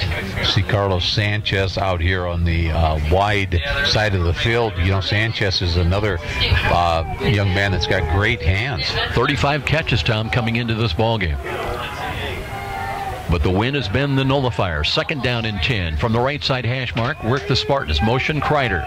Once again, here's a quarterback draw coming up. Running room, looking for it. Ormsby cuts to his left, brings it down to about the 21-yard line. 34, Gavin Pelkington. Pelkington credited with being in on the stop. And again, almost a 4th down yardage area every time Homestead's got the ball. It'll be 3rd down and 5. Looks like we've got 7:46 left here in the 3rd quarter. Homestead again not huddling up. They're at the line of scrimmage, but waiting for the play to be motioned into them from the Homestead side. And again, they'll spread the field 2 wide either side of the field. Read option once again. They'll run the ball. Here's Durnell looking to go off tackle to the right. Gets it down close to the 20-yard line. It'll bring up 4th down. Gain of a couple. Looks like it'll be 4th down and a long 2, maybe close to 3 yards.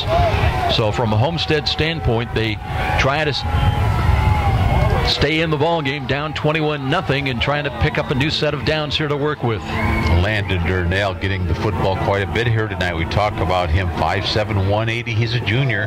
Does a nice job for the Spartans. Quarterback against Skoronik on the far side, about 5 yards off. Motion again, right to left behind the line of scrimmage. And falling down was Ormsby. Tried to make his cut after faking the handoff.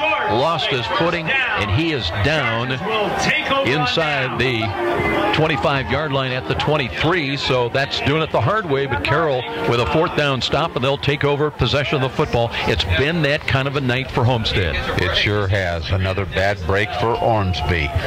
Just look, he's been reading it all the way down the field. He's been reading quarterback draws where he keeps the football and goes up in the lanes and just slipped in the mud. So the Chargers take over the football at their own 24-yard line, and they want to run the football. They've got a little bit of a hole to the right side. That Matt Anderson comes up and closes on it. Gain will be out to about the 30-yard line. A little angled run to the right that time. And that's what you want to see with your safety man, Matt Anderson, who's in the back. You want to see him come up quickly and make those open field tackles. 2nd down after a gain of 6. It's a gain of 4, and then nice run up across the 35 to the 36-yard line. So Carroll, and now they blow the whistle. They're going to spot the ball dead up around the 37-yard line. That'll be good for a Charger 1st down. That ball.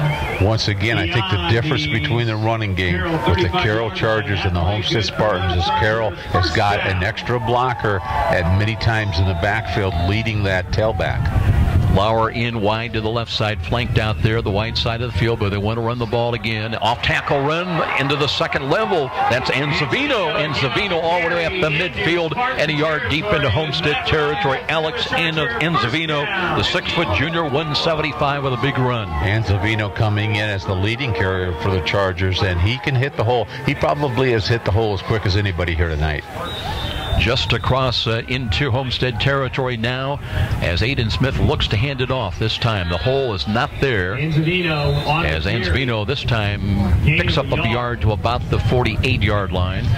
Carroll coming into the second half with the luxury of being up 21 points, 5:45 left in the 3rd quarter. So they can actually burn that clock. They can eat that clock up a little bit. Moses Gerardo comes in now up in the line of scrimmage from his linebacker spot to the left side. There was motion, but let's see. Our referee, Olin Roberts' procedure is going to be the penalty. 5-yard walk-off against the Chargers was 2nd down and 8. It'll become 2nd down and 13. Talked earlier about Big Jeff Bilberg. He's a sophomore, 6'4", 280 pounds at left tackle for the Spartans. Remember, Carroll does have the wind behind him. Now they've got 2 protectors in. They will run the ball, and Enzavino is stoned. And that time is 2 of the Spartans came in there, including one of the linebackers got up there. That was Hunter Terrell that got first penetration across the line of scrimmage. Well, Hunter Terrell has come from his outside linebacker position a couple times tonight just on blitzes, and when he gets in there, he makes a pretty sure tackle. That's a loss back to the 47-yard line of the Chargers. Now they've got 3rd down and 14. Halen Newland in wide to the left. He's got some help out there.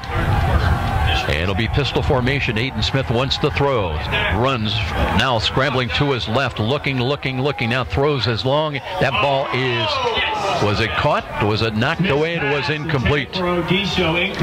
Coming across a pretty good defensive play that time by Schultz. Zach Schultz may have got a hand on that ball. Carmel 14, Fisher 7. Got a report, we just heard from the press box. Carmel in the lead over Fishers, 14-7. Carroll goes on to win this ball game. They will be on the road either way next Friday night in the regional, either at Fishers or at Carmel. Now it'll be the Chargers kicking the ball away. So Lauer in to punt. Waits inside his own 35 at the 32. Corrals this snap. Wobbly ball. That's going to hit at the 20. Take a high bounce. And, Homestead backs away inside the 10. It'll roll down to about the 8. That's a tough decision for a punt returner. Do you take a chance? Do you come up? Or once it hits the turf, then all bets are off. You just have to back away. So the good news, Homestead, from a Spartan standpoint, get the ball back. They still trail it 21-0. And the bad news, they've got it inside their own 10-yard line. Well, the clock is running. I believe we've got 4:31 left here in the third quarter. Homestead needs to get on the scoreboard. Haven't been successful, but they have been successful as far as moving the football. Just a couple more bad breaks where Ormsby slipped on that fourth down on that last drive. Durnell's gone most of the way, all the way basically tonight as the running back. Carroll, very stingy defense against him. He's in the one-back position, flanked to the right. Here is Ormsby wanting to throw. Throws it down the middle, looking, and that went incomplete. Sanchez that is pass with the interference. Receiver. Do we have a flag? We do. Yes, we do. He was all over his shoulder. That was pass interference. Good call by the ref. Intended for 85, Carlos Sanchez. Givens on the coverage. Penalty marker on the play. Olin Roberts will let us know. Pass interference against Carroll. That's the type of throw that we're used to seeing by Ormsby. It didn't look like the wind got a hold of that. Beautiful pass downfield, and Homestead's going to get the football. Let's see what yard line we've got here. They'll mark it up to the 24-yard line. It is a new set of downs for the Spartans to work with. You know, Tom, the coverage was there, but just made contact before the ball got in there, and that drew the penalty flag. So 1st and 10. Spartans improving their field position a little bit. Now they've got a new first down to work with, rolling to the right side, taking a look. Here is Ormsby looking to throw downfield, and nobody home. Skoronik ran one pattern, the ball went deep, and actually Carroll had the best chance at it, but it falls incomplete. Skoronik, one of the favorite receivers of Ormsby, along with Carlos Sanchez. John Lark is also a receiver. We've seen quite a bit, along with Austin Kreiber for the Homestead Spartans. Schumacher was rotating back there and trying to get an angle on that ball, but it just sailed against the wind. And Ormsby now has shown he's got some good arm strength. But now it's 2nd down and 10. And he'll roam the line of scrimmage once again until he makes sure he'll set up in the shotgun formation this time. Protector to his left. Low snap. He's got a quarterback draw coming up, looking for a running room. Works to his right and slides down again.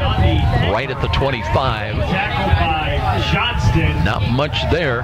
And you talked about it, Tom, earlier when you were down on the field. You felt it was getting muddy there, and the field condition has not gotten any better. It's natural grass here, or what remains of it. Well, Ormsby sees the middle of the offensive line right around where the center is. You got 3 defensive linemen and 4 offensive linemen. Basically, what Ormsby's doing, he's just running to the outside of that pile of humanity. Connor Fitzharris checks in. He's got position wide to the left side. Here's a bad snap again, and picking it up and throwing the ball long over the middle. That one dies, though, right at the 46-yard line. Kreider was down deep with Sanchez, but the ball never got to him.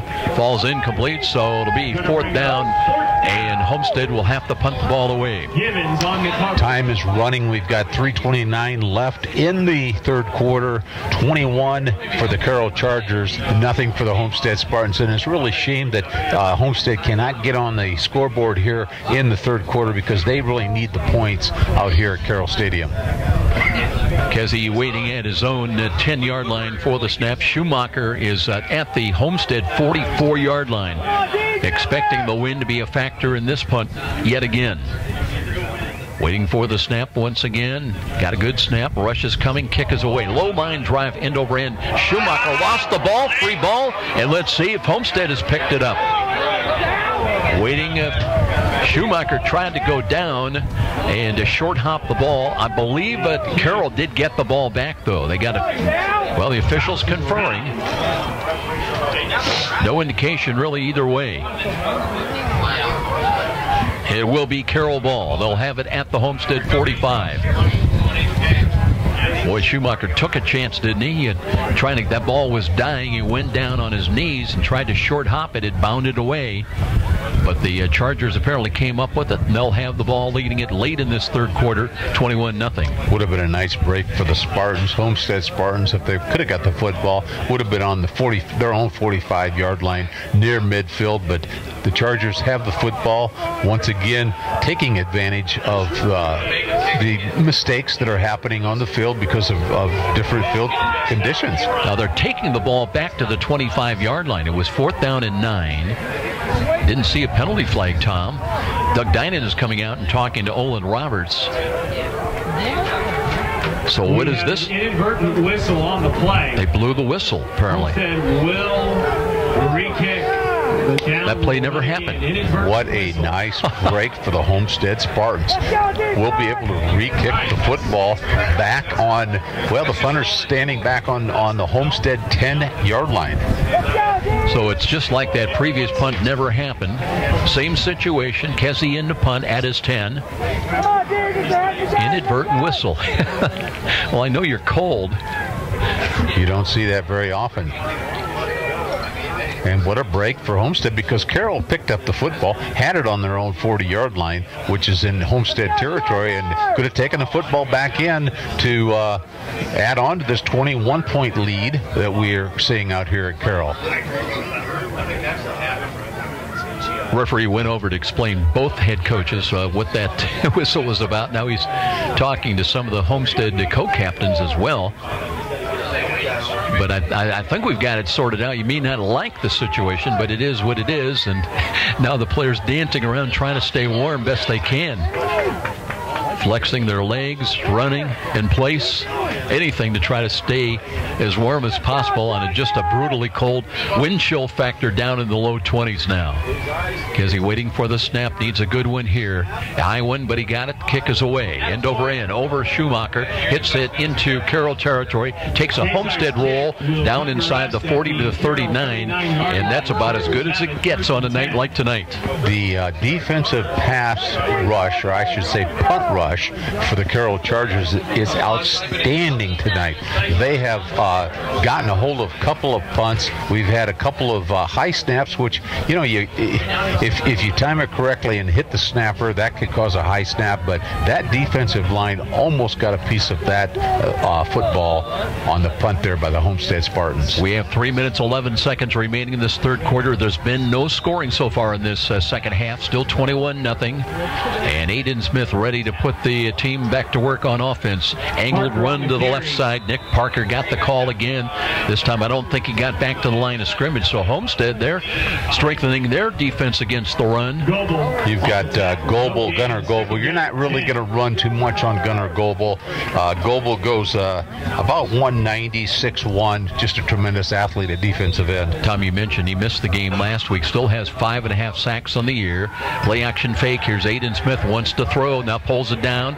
Looking, rechecks, spun around, steps out of a tackle. Flanked to his left side. Throws downfield. Got a man intercepted at the 40-yard line by Homestead. And a return back into Carroll territory. And now a penalty flag might have been a hit out of bounds. I don't know if that was Matt Anderson that picked that up or not.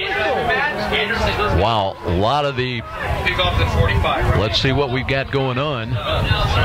And they want some attention over across the way. We may have an injured Carroll player. Yeah, we have, I believe it's a Spartan, Homestead Spartan that's down. It's a Carroll. Is it a Carroll? It is a Carroll player right in the vicinity of Olin Roberts. No, you don't want to see that. And I tell you what, Blake Yeager came running out of the pack and motioning for the trainers to come over. So we're going to have a stoppage here in the latter moments of this third quarter.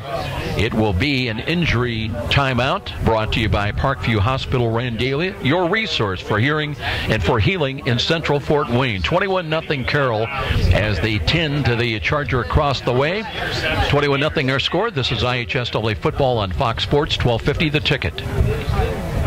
I am your typical mom.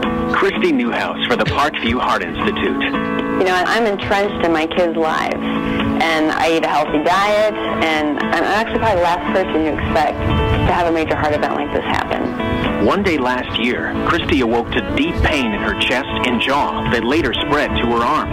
I ended up going to Parkview's ER, and they told me I was having a massive heart attack.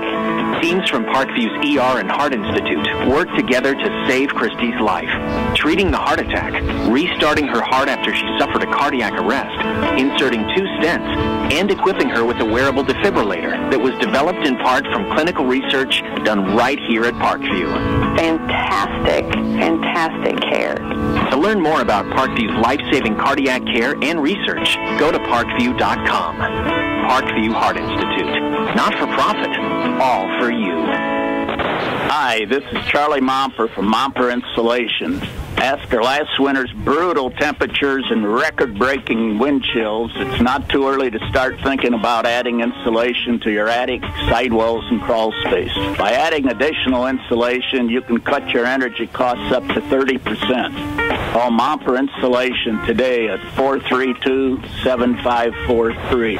Momper, the #1 name in insulation since 1956. You're a superfan who will tailgate anywhere. The pros? Check. College? Check. Your 8-year-old's Pee-wee game? Big time.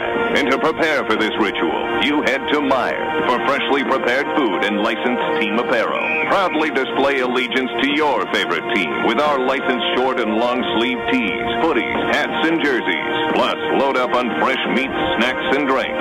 So don't just tailgate. Tail greater at Meijer. Brought to you by Meijer. Meijer is proud to support IHSAA football. I'm Kathy, and I've worked for Midwest America for 10 years. I like to get to know the people that I'm helping or assisting. So to do that, I get to know things about their life that are happening, whether they are going on a cruise and how to save for that cruise, or whether they're going to have another child and what they're going to name those children, because you have to know their personal life in order to really help them meet their financial goals. Midwest America, all together, better. And now, back to the stadium with Joe Parson and more IHSAA football on Fox Sports 1250, The Ticket.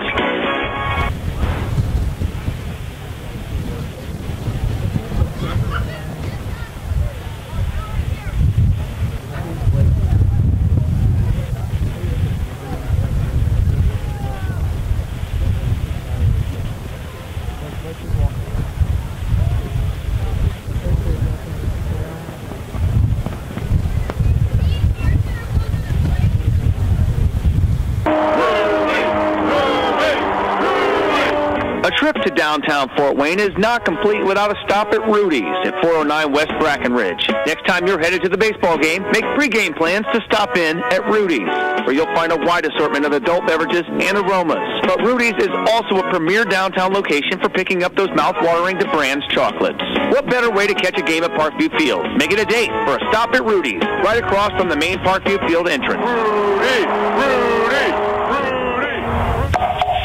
You've heard the saying, it's all about the Benjamins. Nothing could be more true at Tom Steele Tire, where it's all about saving you money. For over 35 years, this family-owned business has been saving Fort Wayne drivers lots of Benjamins. Offering quality tires and ASE-certified mechanical service for your car, and that includes an oil change and tire rotation special, all for just $24.95. 2 convenient locations in Fort Wayne to serve you. Tom Steele Tire, not just a tire store, but a complete automotive center.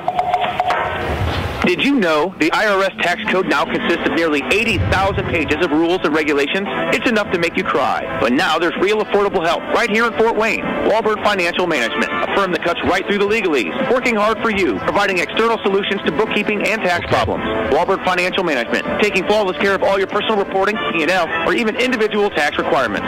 Give them a call, 260-459-2240. You'll sleep better at night being assured everything's taken care of. Walburn Financial Management.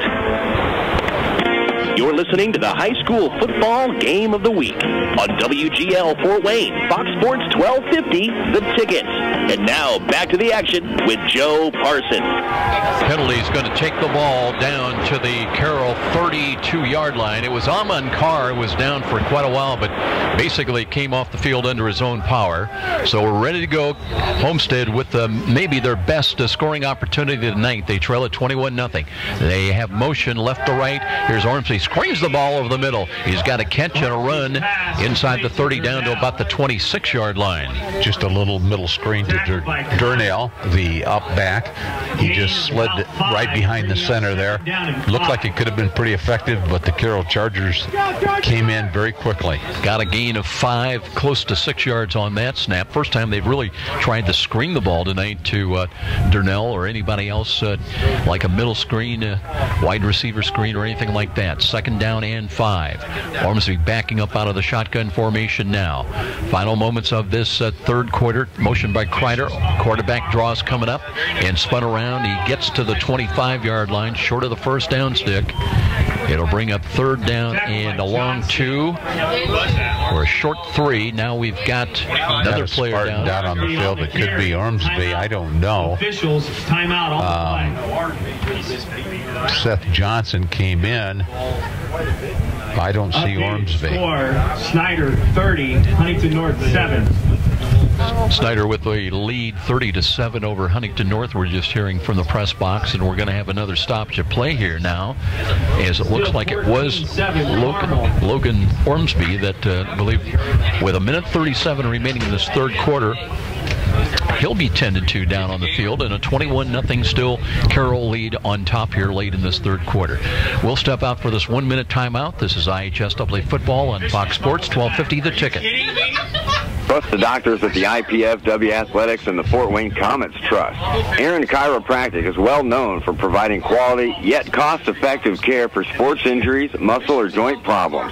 They're one of the only clinics in the region to provide its patients with pain relief utilizing numerous therapies, including acupuncture, massage, and rehabilitation. Aaron Chiropractic is conveniently located in Northeast Fort Wayne. Find us on the web at aaronchiro.com or call 492-8811 to schedule an appointment. From humble roots, some 30 years ago, the name Ruoff Home Mortgage has been built upon a legacy of making dreams of home ownership a reality. Loan officers Doug and Julie Carroll are proud to help you establish your roots with a mortgage for your new home. They understand that every borrower is different, and they work hard to get you a mortgage that fits your needs. Call the Carroll team at 602-9768 to find out which program is right for you. When you need a mortgage that is simple and straightforward from a hometown name you can trust, call Doug and Julie Carroll at Ruoff Home Mortgage, 602-9768. And now, back to the stadium with Joe Parson and more IHSAA football on Fox Sports 1250, The Ticket.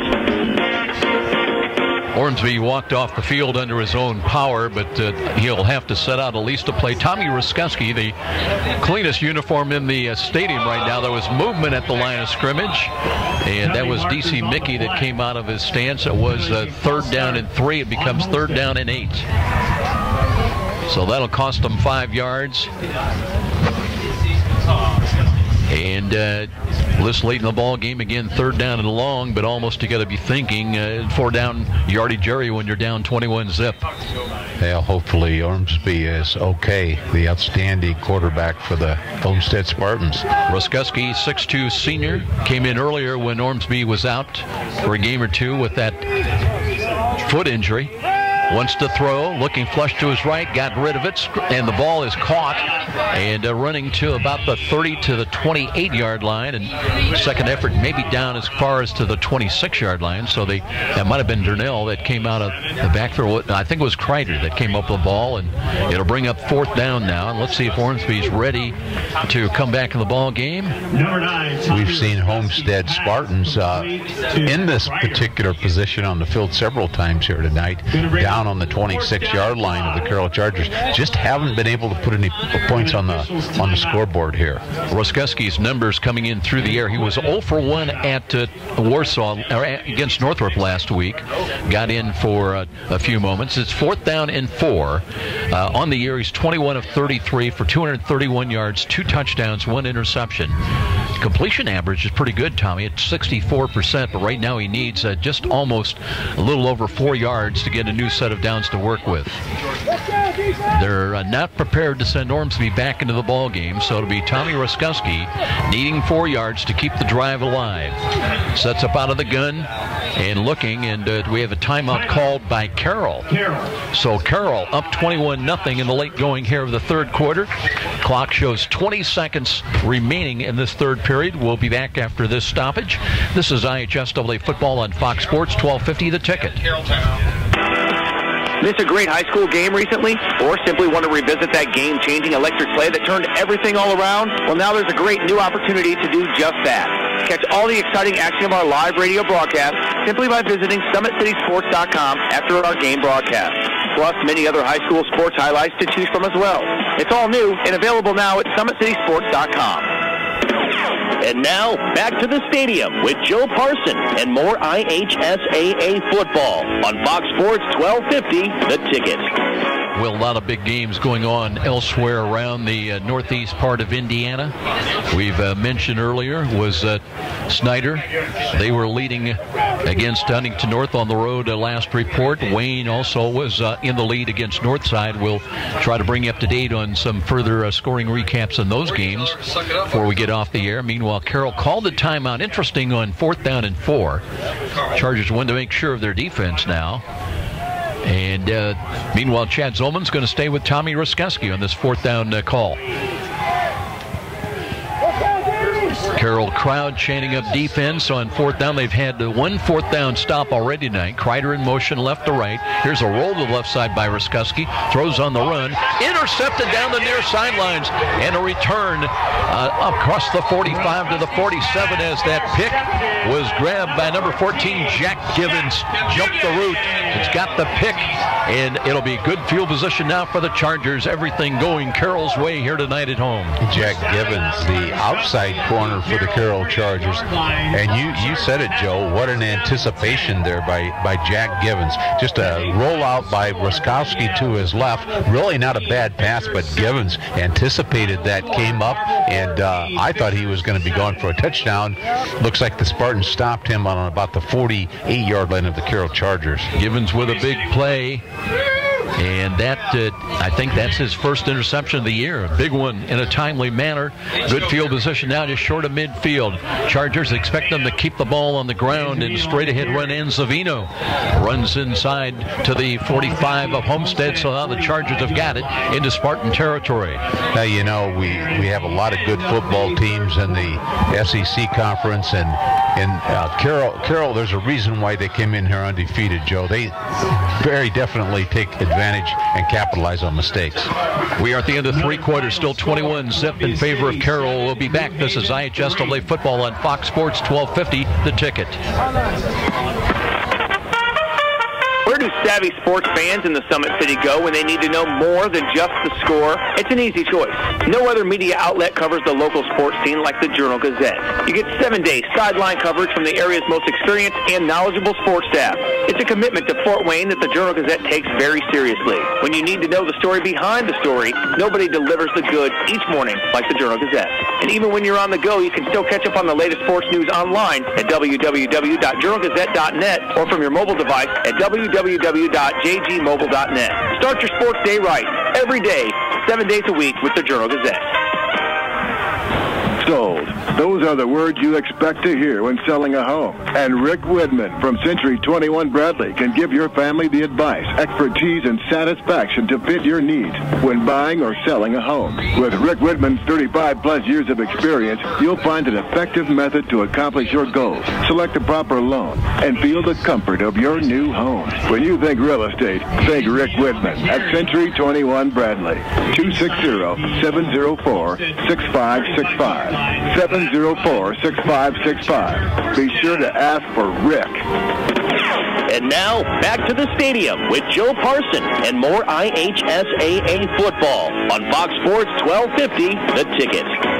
It was a high snap to Aiden Smith, but he hands off Enzavino for the second time. He rolled to his left on the first carry, followed the timeout, and now up the middle, brings it inside the 30 to the 29-yard line of Homestead. We've talked about some good tailbacks this year.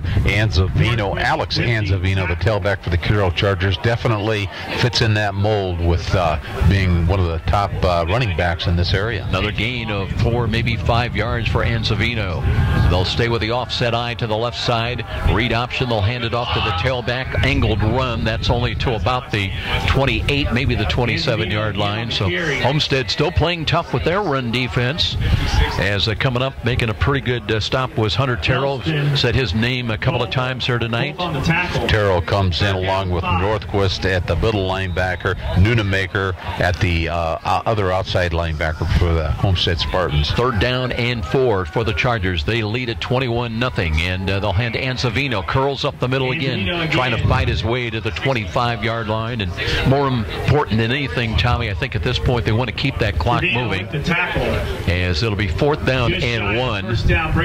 Ben Trevino, the defensive tackle for the Spartans, nice move inside, made a good inside tackle, anchoring that line next to Gunnar Goebel. You know, it's not necessarily the goal line situation. They'll bring in the heavy package with Dylan Connor and Chase Blotkamp now on 4th down and a yard.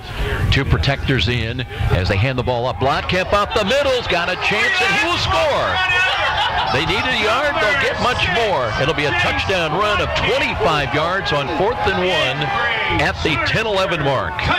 You know, I've said it before, and nothing against the coaching staff at Homestead, but did you notice there were 3 backs in the backfield for Carroll on that particular play? The quarterback turns around. You've got a blocking back that hit the linebacker. That's what sprung the running back loose there for the touchdown. The blocking back hit the linebacker. Homestead is running out of a 1-back tonight. They have not made that adjustment. Lauer on to attempt the extra point, trying to make it 28-zip. For the extra point try. No, I'm sorry, it's Anzini. Anzini with the extra point attempt. Waiting for the snap. And right-footed kick is on the way, long enough, and it is good. 28-0, all Carroll here tonight at home at Charger Field. We'll be back. This is IHSAA football on Fox Sports 1250 The Ticket. Hi, this is Charlie Momper from Momper Insulation. After last winter's brutal temperatures and record-breaking wind chills, it's not too early to start thinking about adding insulation to your attic, sidewalls, and crawl space. By adding additional insulation, you can cut your energy costs up to 30%. Call Momper Insulation today at 432-7543. Momper, the #1 name in insulation since 1956. And now, back to the stadium with Joe Parson and more IHSAA football on Fox Sports 1250, The Ticket. With Tom Freistroffer, welcome back here to Charger Field. You know, Tom, so often we talk about the Landon Nernells. We talk about the Alex and there I go again. Now I'm having trouble tonight with Alex and Zavino, but it's been Chase Blotkamp with 3, well, now you can't say short yardage rushing touchdowns. That went from 25 yards out with 3 touchdowns tonight, and he's been really the big offensive difference. Well, once again, when you can't get a solid passing game out on the outside, bring your people to the inside, stack up your backfield, give Blotkamp a few extra blockers, and that is the edge of the Chargers here tonight. Set to kick for Carroll. Carroll will kick it off from right to left as we look at it. 10-11 remaining in this ball game. Carroll looking right now at going on the road somewhere down south, either at Fishers or at Carmel next Friday night in the regional. Anzini approaching, ready to kick it away. End over end, driving it near side. That'll be fielded at the 20. And a return, short return up to about just short of the 25.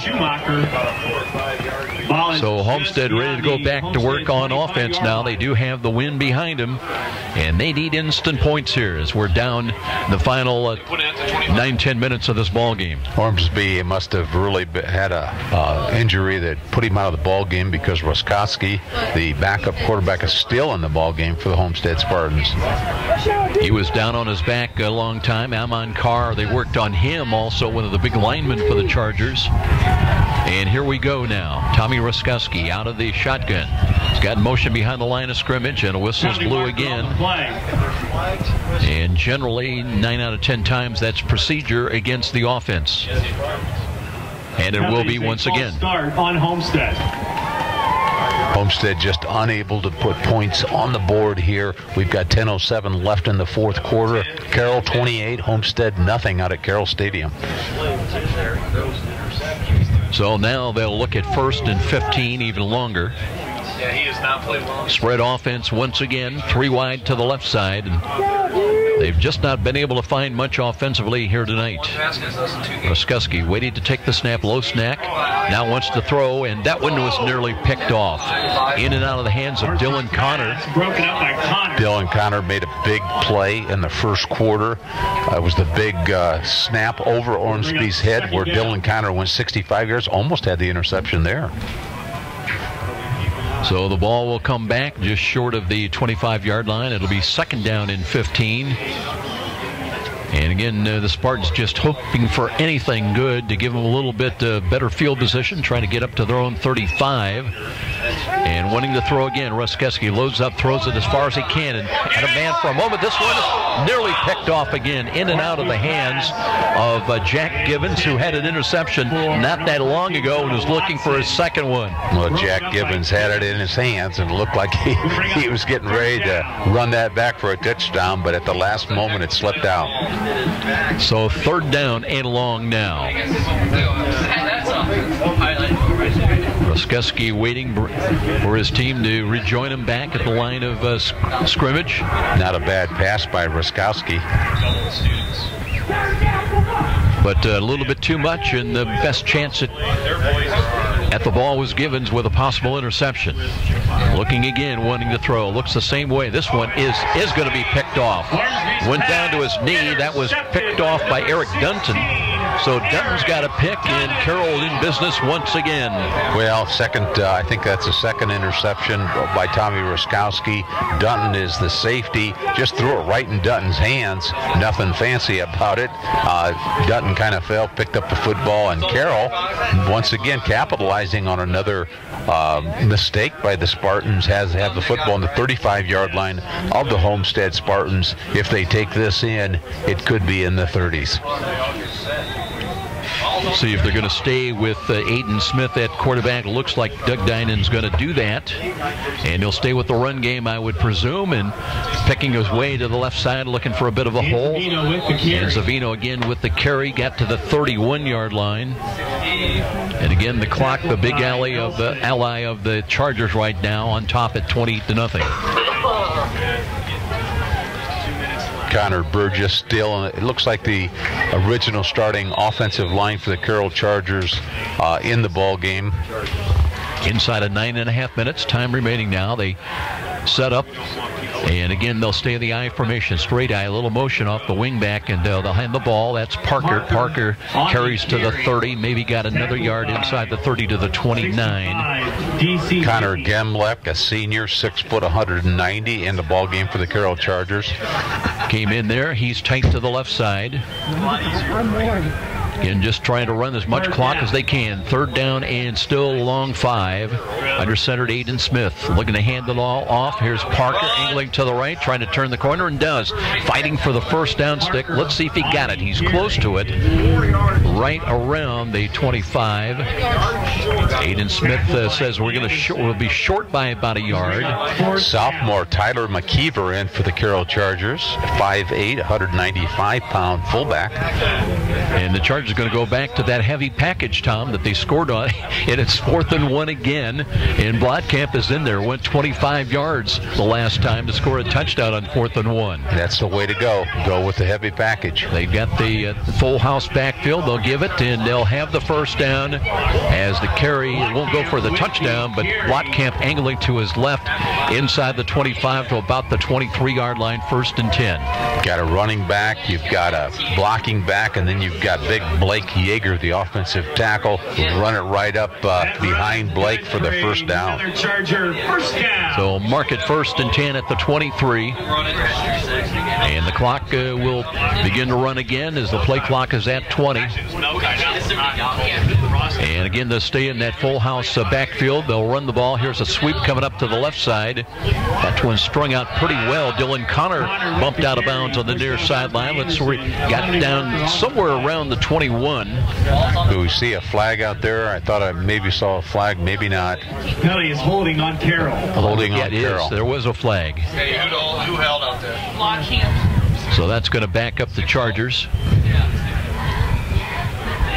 Well, this game started really kind of an anomaly. As it was Homestead moving the ball very well, and for all intents and purposes, Tom, looked like they maybe were getting into position of getting a touchdown and going into the lead, but a bad snap and set up a fumble recovery return. Good return by Dylan Connor, 65 yards for a Carroll touchdown. So the Chargers on the board first, and they have built up what is now a 28-0 lead, but the penalty backs them up. It'll be first down, but first and very long. Aiden Smith out of the pistol alignment, offset eye to the right, gives it off. Anzavino looking for running room. Got to the 30, angles to the right, inside another couple of yards down to about the 28-yard line. Looked like Gerardo, the outside linebacker for the Homestead Spartans, in on the tackle with Hunter Terrell, inside linebacker. Right now it's just basically, I hate to say it, but Homestead might be looking at the end of their season here. We've got minutes running out in the fourth quarter. They're behind 28-0, 7 minutes left in the fourth quarter. You know, we talked about it earlier in the ball game, in the pregame actually, at 10-0 for Carroll. They've done what they had to do each and every week, finding a way to win ball games, overtime ball games, close ball games, blowouts, and it really, I don't think anybody expected 28-0 here tonight so far. And now here's a blown play as Aiden Smith is going to be tackled back around the 29-yard line. It's breaking through there. That was Drew Erhammer that tackled him for another loss. So it'll be third down and a bit longer. Well, we had a chance to listen to Doug Dinan in the pregame, and he was talking about the little things. You know, capitalize on the little things. And, you know, fumbles are they're big things, but you got to capitalize on every mistake. And tonight, I think the big difference is that Carroll has had the opportunities. They've taken advantage of those and capitalized on those mistakes. Tom, that's a good point. I don't think Carroll's turned it over tonight, have they? I don't think they have. So it'll be third down and long. Anzavino stays in. He's flanked to the right of Aiden Smith out of the shotgun. Wants to throw. Smith looking. Now flush to his right. Scott and tackled for a loss. Back out to 35 at the 36. So Homestead still playing hard. Look at the speed of Gunnar Goebel coming from across the field at defensive end. Runs down Aiden Smith, the quarterback, who's looking to throw the football to his right-hand side. And Gunnar Goebel may be playing in his last game. He's a senior, and he can play at the next level. Small college football somewhere. I can think of one in town that I might recommend. There you go. So it'll be fourth down. They will kick the ball. And Lauer in at the 49 of Carroll, waiting for the snap. Play clock at 16. Long count from the line of scrimmage. And good delivery on it. And he runs up to it, hits it. And this one is going to be caught. And there was a lot of contact on the ball. Popped for Carroll might have the football.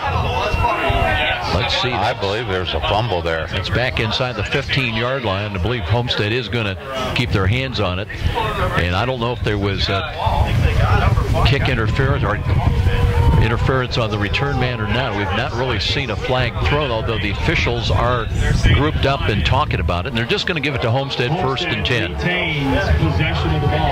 Homestead on their own 14-yard line. Late minutes here in the fourth quarter. 5 minutes left in the fourth quarter. 28-0. Carroll with the lead. It's not interference if the kick coverage guy is blocked into the punt returner. And I think that's what they felt was going to be the ruling. So it is going to be the Spartans with the ball. They're back deep in their own territory at the 14-yard line. First down. Tommy Ruskuski stays in their third series, wanting to throw the ball near side, high ball, tipped off the fingertips of Skoronek. No good. Ruskuski's pass, intended for Skoronek, incomplete. Second down. I don't think that Ben Skoronek's got a catch tonight, and how atypical. Led him with 841 yards, averaging 20 yards a catch, 12 touchdowns this year, but they've just not been able to find a way to get the ball into his hands. Well, you have to give some of the credit to Blake Shoemaker, who is out on the outside at corner for the Carroll Chargers, that has the responsibility of covering Skoronek. Now on a quarterback draw, Ruskuski, and taking a page from Logan Ormsby's book as he runs it out across the 15. up to about the 17, 18-yard line. So it brings up third down and 5. Trying to get it out to the 24-yard line on this snap of the football. You know, both of the corners, not only Blake Shoemaker, but Jack Gibbons has played an outstanding game here tonight at corner for the Carroll Chargers. They've anticipated well. They've been able to measure when to jump the routes. Ruskowski out of the gun. Play action fake. Now he runs, and it's going to be tackled. A great play defensively by the Carroll Chargers as they tackle Ruskowski back around the 25-yard line. So fourth down in Homestead. Got to believe they'll send in the punt team now on this 4th and 9. Carroll doing what they do best. Seth Johnson, the defensive end, came in on a sack. Defensively, Carroll has been there all year. Defensively, they've kept Carroll in the ball games, and you just can't say enough about the defenses of Doug Dinan out here at Carroll High School. Boy, just for a moment, it looked like Ruskowski was going to be able to get away and run to his right and maybe pick up the first down, but that ended abruptly on that tackle for loss. Now Kesey, good snap to him, right-footed kick. End over end, it hits and bobbled, but fielded at the 49, returned by Schumacher, weaves his way inside the 45 to the 40, stop and go move. Now works again to the 35 and out of bounds across the way around the 34-yard line. So, Carroll, there is a penalty flag, by the way, back around the Homestead, somewhere around the 22-yard line. We'll sort that out. Tommy, you saw the clock, I believe, or hopefully. 3:32 left here in the fourth quarter. Carroll High School still up 28-0 out here, and threatening. Nice little run back there. Carroll's going to get the football. I think we've got a walk-off here by the referee. Let's see where the Carroll's going to have the football. At this point, Doug Dinan might just run down the clock. Yeah, somewhere around the 44-yard line of the Spartans, so Carroll's going to have it. Boy, some nifty footwork by Schumacher on that punt return, and easy to see why he had the long 59-yard punt return touchdown at Warsaw last week. Carroll sends the offensive unit out. They'll stay with Aiden Smith at quarterback. And there was a little movement in the backfield. Don't see a penalty flag as the run up the middle will have the ball carried down to about the 43-yard line with, let's see if we can check that clock, at about just over 3 minutes time remaining now. Both ball clubs coming in off of a win last week.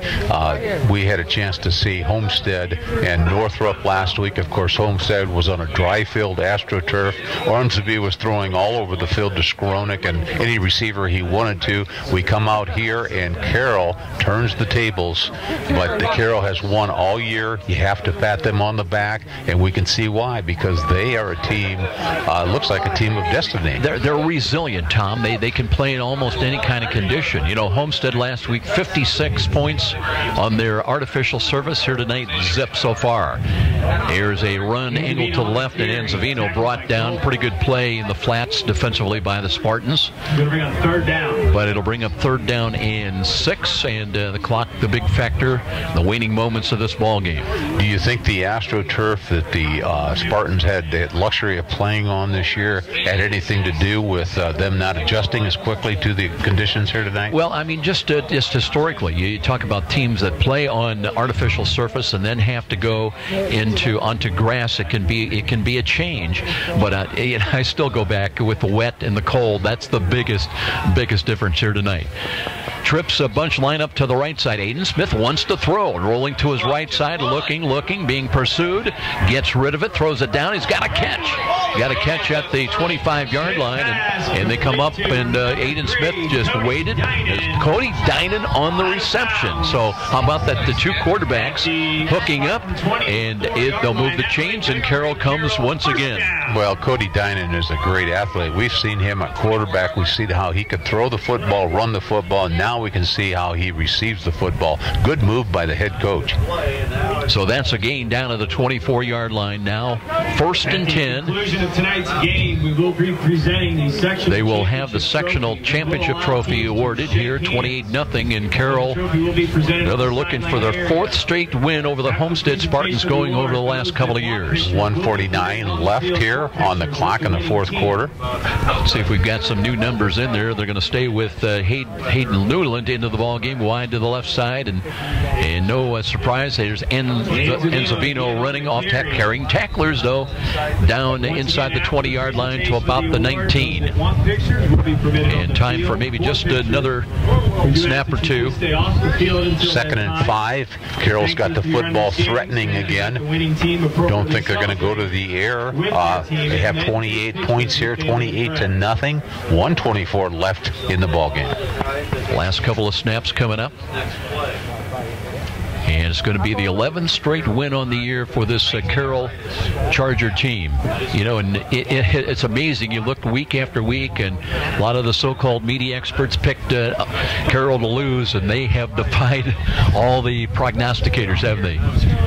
They'll hand it off again, and quick hitting a hole to the left side, a carry down to the 15 to the 14-yard line. And Aiden Smith has managed this game and this team so very well. We're down to inside of 50 seconds now. It'll be 3rd down and short. Wouldn't be surprised if Carroll just is going to take the knee. Got 39 seconds and running on the clock. Play clock has not even been started yet. They've not marked the ball ready for play. Now that does a run. What are we down to, Tom? We're down to about 25 seconds on the clock. So they've got to run just one more snap of ball. And they are going to take the victory formation, take a knee, and this one is going to go into the books in favor of the Carroll Chargers, and that is going to be it. That is going to be the final play. So it's all Carroll here tonight at home, capitalizing on Homestead bad snaps, on a couple of interceptions in the second half. They led at 21-0 at halftime. They had a 4th and 1 call and went to big number 6, Chase Blotkamp. He responded with 3 rushing touchdowns tonight, and Carroll still undefeated and perfect for the year at 11-0, winning here tonight at 28-0. We'll be back with our post-game presentation. This is IHSAA football on Fox Sports 1250, The Ticket. Every small business person has the same dread: taxes, reports, and bookkeeping. What are you to do? You know you can't afford the big guys to keep you legal and solvent. Well, now there's Walburn Financial Management to save the day. Here's their number. You're going to want to remember this one: 260-459-2240. That's 459-2240. Why? Well, Walburn Financial Management specializes in the little guy. With reasonable rates and sensible retainers, Walburn Financial Management, simply perfect for the small business budget. Seasons are changing, so it's a perfect time to finally put into action that fence upgrade to your yard. You know, the one you've talked about doing all summer long. Well, Arrow Fence can help make that yard project get going in easy, efficient style. Arrow Fence is a family-oriented business. They've been a Fort Wayne fixture for over 50 years, so you know that they've got to be good to be around that long. Arrow will design and install your quality treated wood fence, and you can rest assured it won't rot, it won't warp. Or they can design one in elegant ornamental iron, or give you maintenance-free vinyl or chain link if that's your fence of choice. Residential or commercial, Arrow does it all. Give them a call, toll free at 1-800-879-1398. 800-879-1398. Don't take a chance. Make your fencing choice Arrow Fence. 318 Edgewood Avenue on Fort Wayne's near north side. Arrow Fence. Experience Fort Wayne's French Quarter this weekend at the Bourbon Street Hideaway. Step down into New Orleans, the city of jazz, of seasoned Cajun cuisine, of a relaxed way of life. Discover an authentic Louisiana experience. The rich atmosphere provides an instant getaway to the charming streets of New Orleans. The menu is one of a kind. Indulge in the crispy smothered catfish, honey almond glazed fried chicken, and mouth-watering Nolans crawfish. Chef Todd Downs has mastered the art of gourmet Louisiana cooking and prepares only the freshest Cajun cuisine. After dinner, save room for Bourbon Street's rich chocolate voodoo bread pudding or their sweet potato pecan tart. Bourbon Street Hideaway is located on the lower level of West Columbia Street, so come step down into Fort Wayne's own French Quarter. Stop in today or call ahead for reservations at 260-422-7500. Bourbon Street Hideaway, your instant escape to authentic New Orleans. You're a super fan who will tailgate anywhere. The pros? Check. College? Check. Your 8-year-old's Pee-wee game? Big time. And to prepare for this ritual, you head to Myers for freshly prepared food and licensed team apparel. Proudly display allegiance to your favorite team with our licensed short and long sleeve tees, hoodies, hats, and jerseys. Plus, load up on fresh meats, snacks, and drinks. So don't just tailgate. Tailgater at Meyer. Brought to you by Meyer. Meyer is proud to support IHSAA football. And now, back to the stadium with Joe Parson and more IHSAA football on Fox Sports 1250, The Ticket. Carroll Chargers and their fans celebrating a sectional championship down below us and holding that trophy up high. Always a very treasured piece of a trophy, and Tom winning a sectional for back-to-back years, and now they know they're going on the road next Friday night somewhere down south. Carroll, the last report we heard, were leading over Fisher, so might be a rematch against the Greyhounds again from last year. Well, you look at Carroll and you look at what they've done. You look at all the little intangibles that they've conquered this year. I think they have a chance. I really do. I think that they have a chance to go all the way this year to the state finals and win this thing. It's not an easy conference that they've played in. They came in here undefeated. We saw a Homestead team, and you talk about some of the experts that thought Homestead was going to win tonight. I was one of them. I came in here and thought Homestead could beat this Carroll team from what we saw last week against Northrop out at Homestead Stadium. But Carroll, once again, all the little intangibles, the little things that Doug Dinan talked about before the game, they capitalize on those, they conquer those, and that's why they're undefeated up to this point. Two big statistics here tonight: the turnovers against the Spartans, and it all started out on a Homestead opening drive that was really fruitful. They were moving downfield and looked like they were getting in ready possibly to take an early lead, but a bad snap over the head of Logan Ormsby. That was picked up by Dylan Connor. He rumbles 65 yards for a touchdown, so suddenly it's Carroll on top as they lead at 7-0. Then another bad snap on 4th down, and that allowed Carroll to take over the Homestead 5. 2 plays later, it would be the first of 3 rushing touchdowns by Chase Blotkamp, 1-yarder at the 4:56 mark, and Zini added both extra points, 14-0 in favor of the Chargers at the end of the first quarter. Matt Anderson did have an interception for the Spartans. He took over at his own 20-yard line. They really couldn't do anything with it, and we went to the start of the second quarter, and there would be just one more score. It'd be a 2-yard touchdown run again by Chase Blotkamp in a goal line offensive set with a full house backfield at the 8:27 mark of the second quarter, and Zini's extra point would make it 21-0. Then we had an interception by Schumacher. They took over, Carroll did, at their 10-yard line, a 4th down stop by Carroll. They would give them possession at the 24-yard line. Homestead would get it back, but Givens would have an interception. They would take over at their own Carroll 48-yard line. But we would be scoreless by the two teams. Nobody scored in that third quarter. It would remain 21-0 in favor of the Chargers until we went to the fourth quarter. And then Carroll on the move. They had a 4th and down 1 call at the 25-yard line of the Spartans. They needed a yard. They would get much more. It would be our play of the game with Chase Blotkamp again dialing up long for a touchdown. It sounded like this.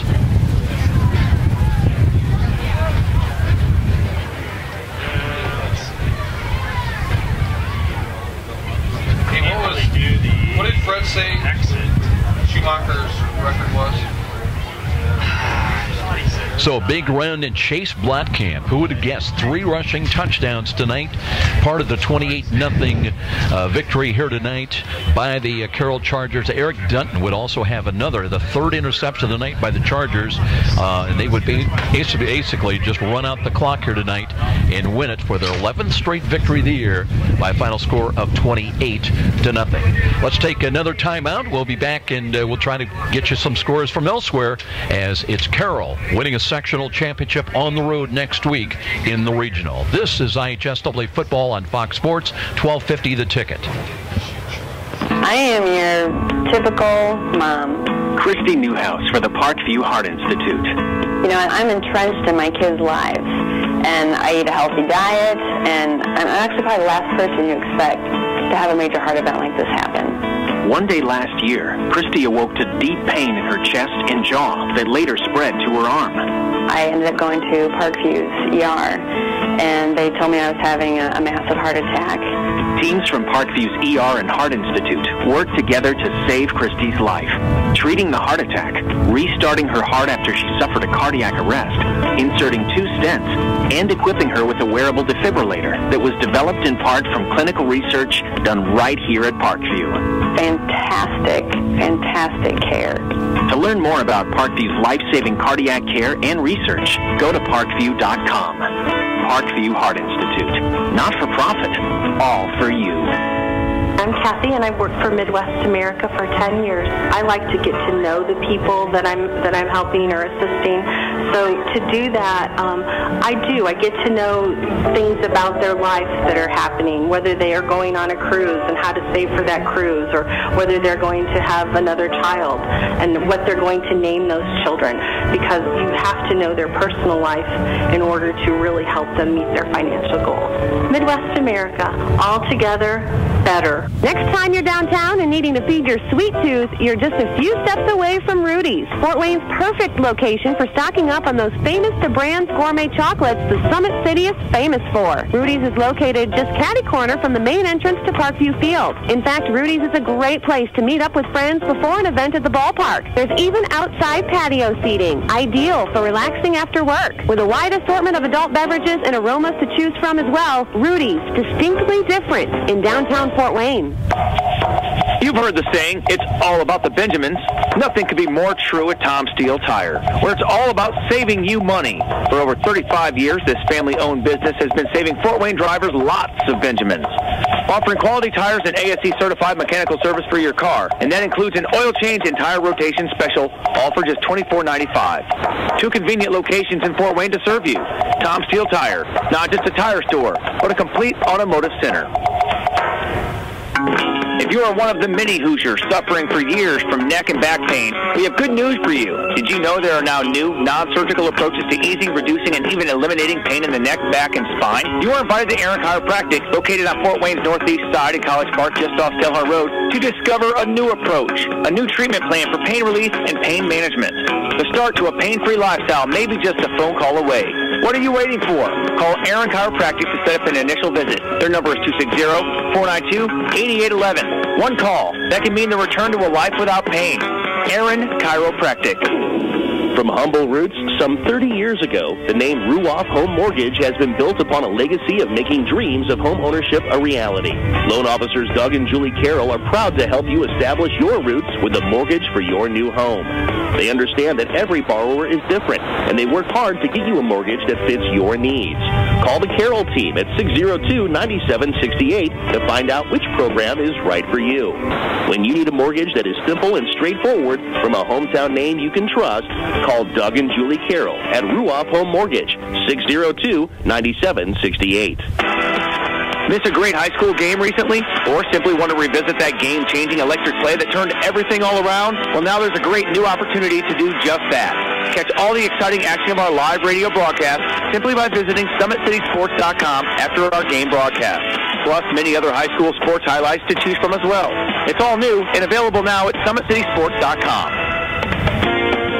And now, back to the stadium with Joe Parson and more IHSAA football on Fox Sports 1250, The Ticket.